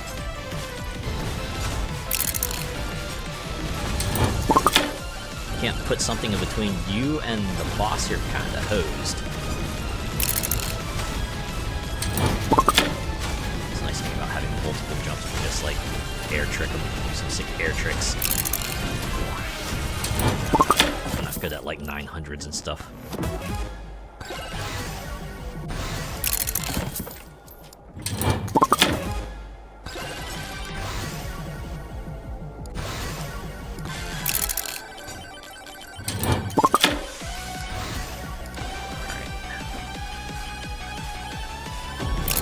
A little bit of time, so run around and try to grab some final few things, right? A little bit of currency, a little bit of XP, so a leg up. For some reason, Calcuim was just like a lot slower, so probably start making my way back to 30 seconds in.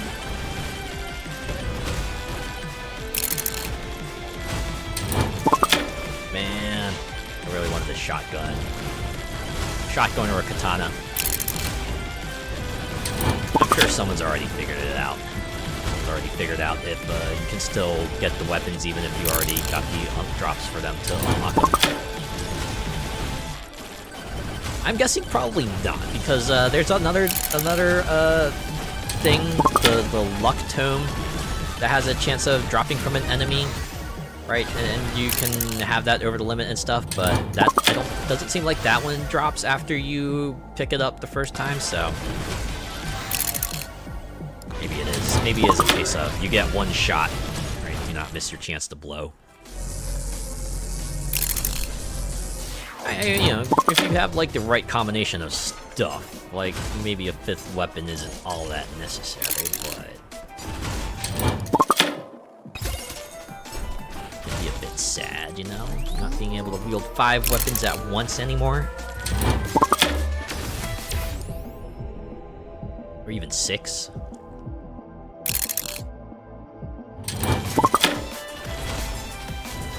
Probably a video of that on YouTube. Probably someone who's managed to get like the 6 weapon run on desert.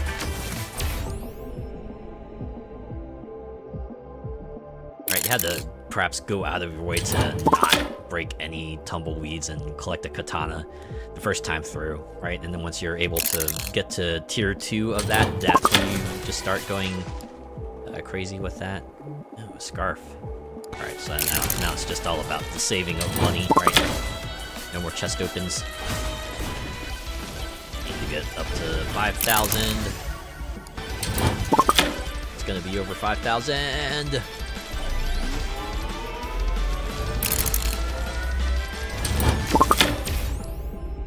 XP gain at this stage. I'll go for crit damage.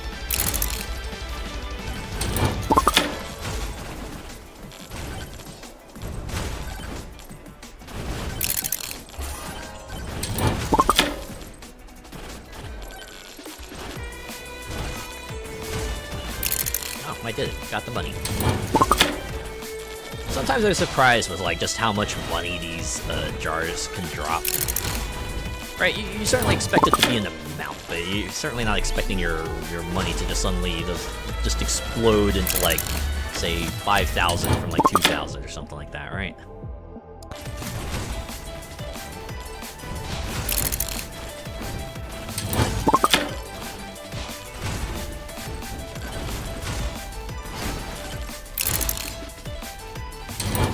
Scorpion the sea.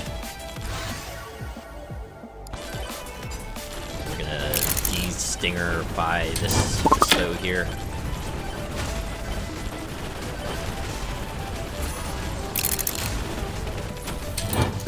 Job's done.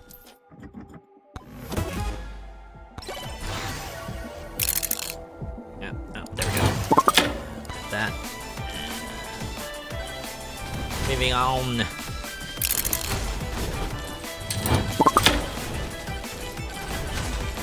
Some jars over here. Wow.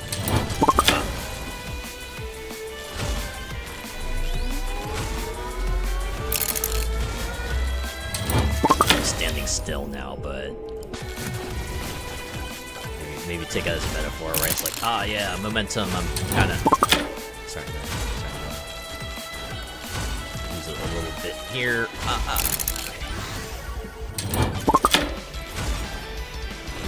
Where's that cellar again?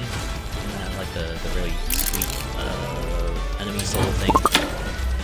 I should probably go back to that. I just realized since that thing scales up by killing enemies, I probably should not wait to collect it, you know, because the longer I wait, the less benefits I get from it, you know? This is how that works.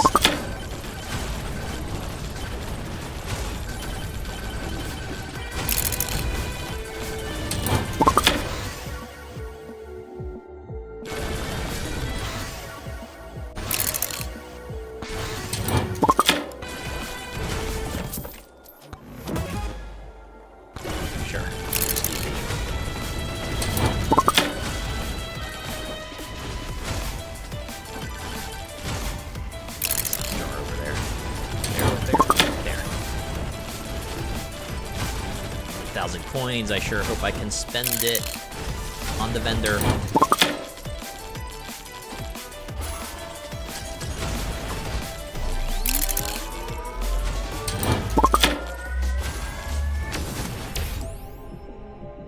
I think I broke a jar really far away. Do you see that money coming towards me? Let's get more movement speed.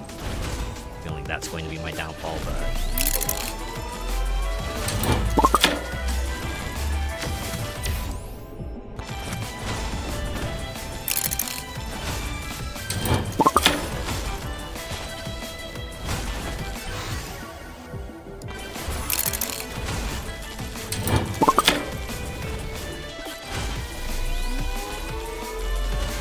found the portal either. That could be troublesome.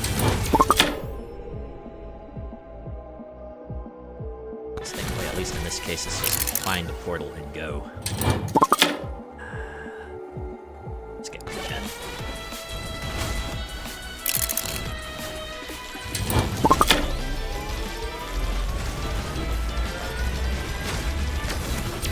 Alright. Life steal. Wow. Okay. Wow. Okay.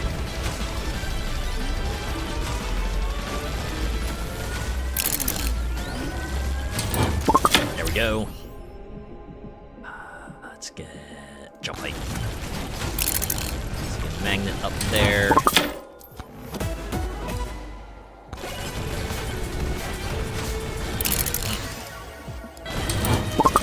There we go.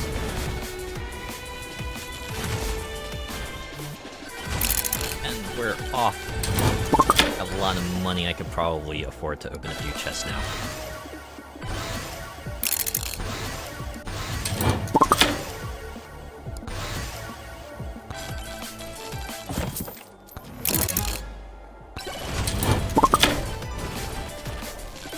Oh, are you? Yeah, there we go. Okay, so it wasn't that like demon flame thing? It was a scarf, but you know what? Increased damage while airborne, still pretty potent. Still probably pretty worth it. So I just realized I still haven't found the portal. All right, portal hunt. Maybe as soon as I defeat the sand golem. I do like all the triggers in this map happen a minute earlier. Right, you get the swarm at 4 minutes, you get the boss at 3 minutes, and then of course the other 2 swarm boss triggers also happen earlier. So see how like nuts Calcuim is, especially with the passive that boosts damage based on their speed. I can just like circle strafe the heck out of the boss. Granted, you are super fragile, so it doesn't mean if something even looks at you funny, you're probably gonna get vaporized. Keep an eye out for that.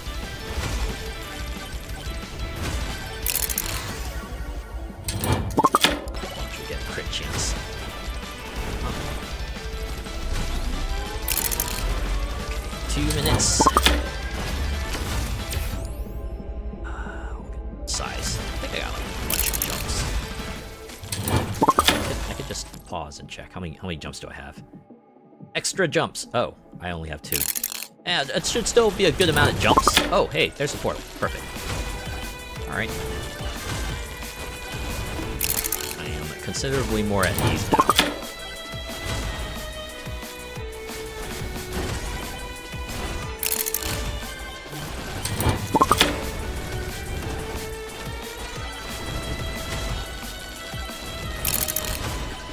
Make sure to not activate the portal. This is very much a case of, you know, once you activate it, you're just going through, right? No take backsies.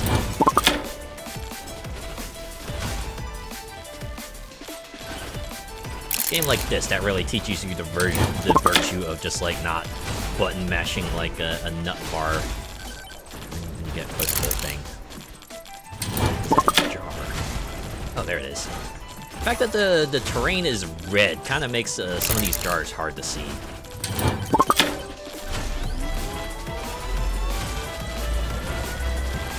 Oh boy, you know, I just realized how unfortunate must this be for folks who are colorblind. Is this just like an absolute nightmare for them?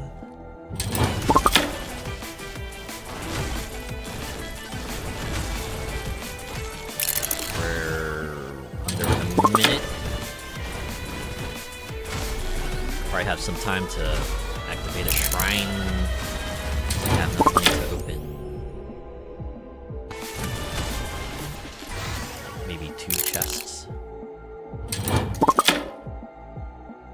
Ooh, I get turbo skates. Since Calcium's whole deal is being fast already, that just works out right. So it will stand to gain a ton of benefit from that.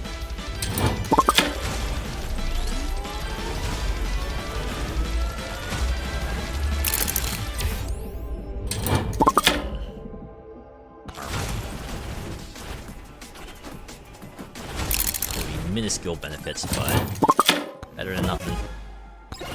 Gold at this period. Right. One more chest and then I gotta skedaddle. Oh, that was a free one. Okay, we'll get this one as well. A useless. Oh, another one? Really? Okay. Maybe I'll find another chest along the way, like this one. Ah! Times like this, that I wish for a ground pound move. Final swarm. Ah! It's okay. We're here. Perhaps hang around a little bit, see if we can gain a little more benefit. Wait, was that another free chest that I got, or did I just get like so much extra money I can just get another chest? What? How many keys? There's only 3 keys. These keys are procking like crazy. All right, they're pulling their weight. Now what? Oh, wait! Are you for real? Another one? Okay. We're only 20 seconds in. I can still do this. What? Another chest. Where is another chest? Okay, we're at 30 seconds. Alright. Will this be the one? Oh my god! I might have to just hoof it after this one. Oh, okay. Good. On your feet, Calcium. You gotta leave. You got 10 seconds before the super ghosts come. Ah! Oh, wait. I'm so close to the next level. There we go. Perfect. We're out. Woo! Okay. Judge Anubis, take 2.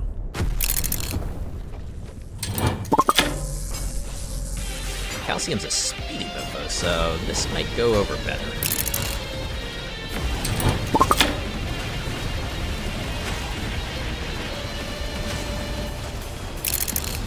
Guy's going so fast that other beams has a pretty hard time catching up. Okay, see, this is where the whole speed thing can start becoming a hindrance, right? The speed and the jumps makes you a bit too twitchy. Possibly. In fact, you got lasers on top of the projectiles and God damn it! What the heck? I was at full health, right? Holy shit. They just vaporized me from there. This is what happens when you don't have Aegis to protect you. I wouldn't have been able to get it until the final phase. Honestly, I wish they would have done more to differentiate Judge Judas from Bark Vader. Like, I don't know. Maybe don't have the item stealing mechanic, or don't require pylons, or maybe even change up the shape of the arena. That might help things. Well, in any case, I think that has been a look at Megabonk, right? We got one win in, right? One win in at tier 2. We managed to get to the final boss like 2 other times, but yeah, you know, that's how these things go sometimes, right? Sometimes you do what you can, but any progress is appreciated. And you know who else is also doing what they can? Gamers Outreach, you know, giving kids the ability to play video games with their go-karts and their save points. I think they're doing something good there, and I want to thank them again for giving me the opportunity to participate in the Spooktacular Streamathon. But yeah, I think that will do it for this one. That has been a look at Megabonk. I hope you've had some fun with it. I keep having fun with it. I'll probably do a run here and there, and who knows, maybe we'll come back to this in the future, right? If they do some updates or have an expansion or something. Yeah. Okay. Let's go back to the chat here while I go ahead and exit this game.